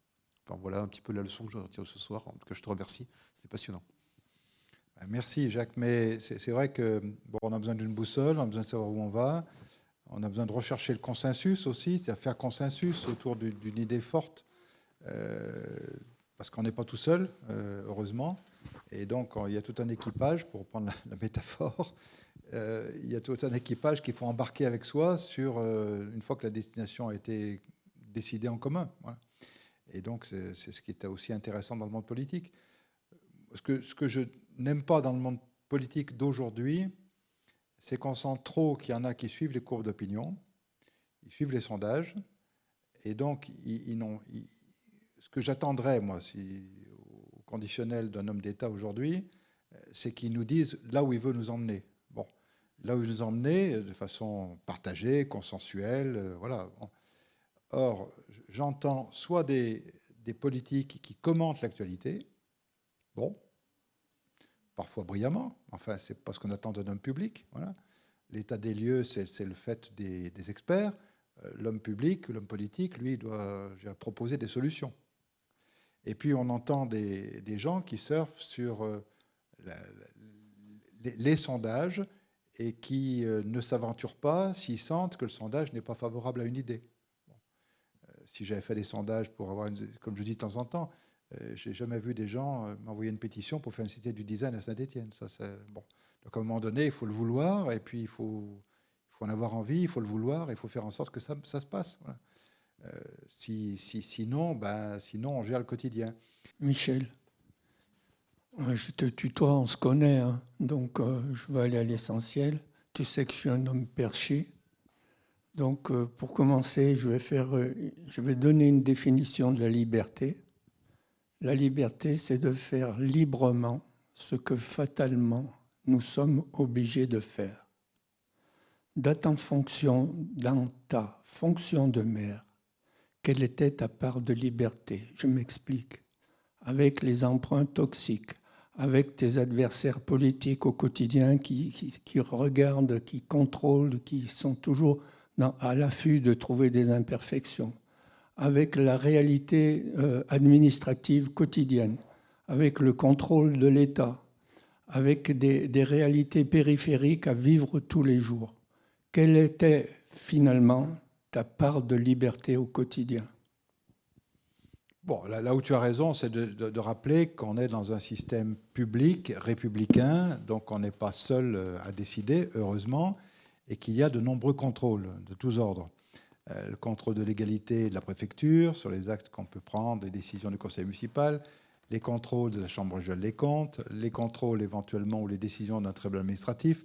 Donc on est, sans parler de l'opposition politique et des médias, et voilà. Bon, ça c'est normal, on est en démocratie, c'est normal. Bon.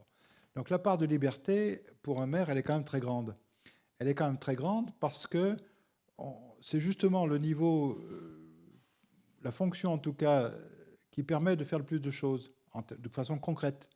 Le maire d'un village, le maire d'une ville, il a beaucoup de possibilités d'agir dans un cadre réglementaire. Voilà, c'est normal. Bon.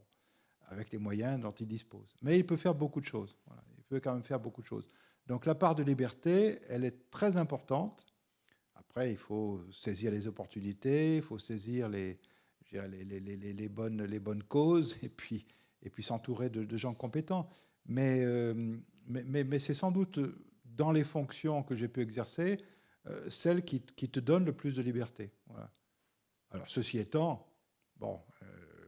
Comme me disait un de mes anciens directeurs généraux, M. Beaupoil, qui était directeur général de mon premier mandat, il me disait un jour, il me dit que quand on avance, on a l'impression qu'on est comme les militaires à l'entraînement, il faut ramper, et puis dès qu'on sort la tête, on se fait flinguer, sur les côtés aussi. Bon, c'est un peu vrai aussi. Voilà. Bon. Donc disons qu'on a une grande liberté dans un cadre donné. Voilà. Mais si on veut bien avancer, on peut avancer. Voilà. Encore une fois, quand on interroge tous les maires, c'est la fonction qui est la plus réjouissante dans la mesure où c'est celle qui donne le plus de moyens d'agir. Et si on aime le contact avec les gens, si on aime le contact avec la population, si on se sent à l'aise avec la population, c'est très enrichissant au niveau des rencontres. Moi, si je n'avais pas été maire, il y a tout un tas de gens merveilleux que je n'aurais pas rencontrés. À commencer par un des sculpteurs comme toi. Voilà. Juste pour te dire que, voilà, par rapport à ton exposé, ce que j'ai entendu aussi précédemment, je ne suis pas encore rentré vraiment dans ton livre, mais je trouve personnellement que tu fais une analyse qui débouche d'une façon, comment dirais-je, avec beaucoup de passion, sur une synthèse qui te permet, ce qui est assez rare, de jouer une carte à la fois de l'utopie réalisable et en même temps d'un certain plaisir à savoir ce qui va se passer maintenant. Donc aujourd'hui, je voulais quand même te féliciter. J'ai entendu un ou deux de tes débats. Je suis en train de rentrer dans ton livre, bien sûr. Mais je trouve qu'aujourd'hui, nos élus font des analyses souvent aidées, bien sûr, par des professionnels qui sont assez, on ne va pas dire brillantes, mais qui sont de qualité, mais qui tirent des synthèses qui ne soient pas adaptées à ces analyses. Et aujourd'hui, je me rends compte, dans mon monde qui est l'architecture et le patrimoine, que la plupart des synthèses ne sont pas en lien avec l'analyse qui a créé la passion de celui qui nous donne tous ces dialogues. Et aujourd'hui, je voulais te féliciter. Ben merci Gilles, c'est très gentil parce que je te connais aussi depuis toujours. Voilà. Et tu es un architecte qui a marqué Saint-Étienne de par ton empreinte architecturale. Donc tu connais bien tout ce monde-là et tu le fais. Et en plus, vous partagez une passion pour la mer, tous les deux. Voilà. Donc des marins architectes, ça doit faire du bon travail normalement. Tu n'as jamais envisagé d'être architecte de marine? Moi, c'est quelque chose qui m'aurait passionné, de dessiner des bateaux. Je ne sais pas pourquoi. Un lycéen. Aujourd'hui, à Saint-Étienne, je trouve qu'on a énormément de mobilier urbain. Je pense notamment aux chariots de train près de la voie verte, aux champignons blancs près de Jules Vallès. Et finalement, est-ce que ce ne serait pas aux gens qui se lèvent le matin tôt et qui rentrent tard le soir, le dimanche qui emmènent leurs enfants jouer dans ces parcs, dans ces espaces publics, qui finalement créent un lien social avec d'autres gens, avec qui ils parlent et rencontrent, qui devraient créer tout ce mobilier urbain, ces espaces qui sont finalement destinés à eux? Alors, certes, on a des endroits comme des maisons de projet, la maison de projet à Château-Creux, on a des endroits comme à Saroc où c'est les habitants, il me semble, qui ont décidé eux-mêmes de refaire leur place et leur quartier. Mais comment on fait pour justement lier les designers aux citoyens, aux gens qui réfléchissent et évidemment à vous qui au final prenez la décision d'accéder ou pas à la requête du projet? C'est une très bonne idée de faire en sorte que les habitants des quartiers participent eux-mêmes à l'aménagement de leur quartier et donc le fassent avec des gens compétents éventuellement. Moi, j'avais mis en place les conseils de quartier et donc dans chaque conseil de quartier, on leur disait de travailler sur un projet pour l'année et on leur donnait un budget, à peu près 100 000 € pour qu'ils puissent réaliser un projet dans leur quartier. Alors parfois, c'était ce que tu dis, ça peut être une cour d'école à refaire, ça peut être quelque chose pour les personnes âgées, enfin bref, c'était leur décision et en même temps, on leur apportait les compétences techniques et financières pour le faire. Et j'avais vu, en t'écoutant, j'ai vu ça, je crois que c'est à Bratislava, j'avais vu sur une place publique des enfants qui étaient en train de monter des modèles de ville, c'est-à-dire qu'ils avaient des éléments comme sur de Lego, un gros Lego, et entouré d'architectes, de designers, de gens compétents dans ce domaine, ils s'amusaient à créer une ville. J'avais eu l'idée de le faire, puis j'ai pas eu le temps, je suis parti trop tôt. Voilà. Mais il y a beaucoup de choses comme ça qu'on peut faire, effectivement, et qui sont sans doute un bon moyen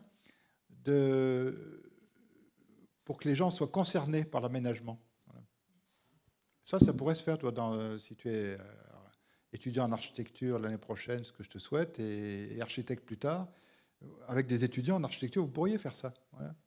C'est vrai que ça pourrait être très intéressant, mais ce qui est intéressant aussi à voir, c'est par rapport à ce que vous avez dit sur les enfants, sans trop pousser les choses trop loin, on a par exemple des problèmes au niveau des parcs de loisirs un peu partout dans Saint-Étienne. Avant, ça avait des lieux comme ça où tout le monde allait. Maintenant, on a des choses où ça se réduit, où il n'y a pas grand-chose que ça.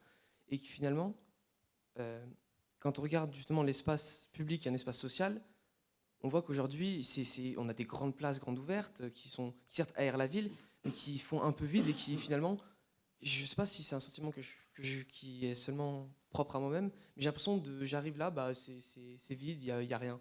Comme à Chavanel, par exemple. Vous avez pris l'exemple du bâtiment que vous avez cherché à ne pas refaire derrière l'église, et ça fait comme s'il y a un petit vide. Oui, tout à fait. Ce qui va être dans l'idée, surtout plus tard, c'est de qu'est-ce qu'on va remplir à la place, des sculptures, des fresques murales, ou du mobilier urbain innovant, par exemple.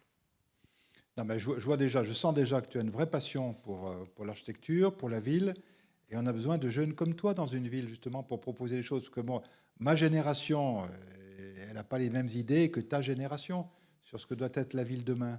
Donc il faut que des gens de ta génération s'emparent des projets urbains, s'emparent des espaces publics et que vous fassiez la ville de vos rêves à vous. Voilà, donc c'est ça qu'il faut faire, bien sûr. Bien sûr. Et ouais, plus voir quand même une vision globale de tout le monde, parce que finalement, si c'est que les populations assez jeunes qui font la ville, on n'aura pas forcément quelque chose qui plaira à tout le monde, et puis que les populations jeunes vieillissent. Donc finalement, c'est pas quelque chose qui restera à tout le monde. En tout cas, juste une dernière chose, c'était une dernière. J'ai vraiment trouvé votre conférence exceptionnelle, vraiment, au niveau de l'urbanisme, de comment vous avez aidé la ville, comment vous avez essayé de la relever, et c'est vraiment quelque chose qui était extrêmement inspirant. Eh bien, tant mieux, tant mieux, tant mieux. C'est le passage des générations. Voilà, c'est la transmission. Voilà. Merci. Bon, merci à vous toutes et à vous tous. Merci Michel. Merci Georges-Henri. Bravo. Voilà. Bravo à l'école et aux participants.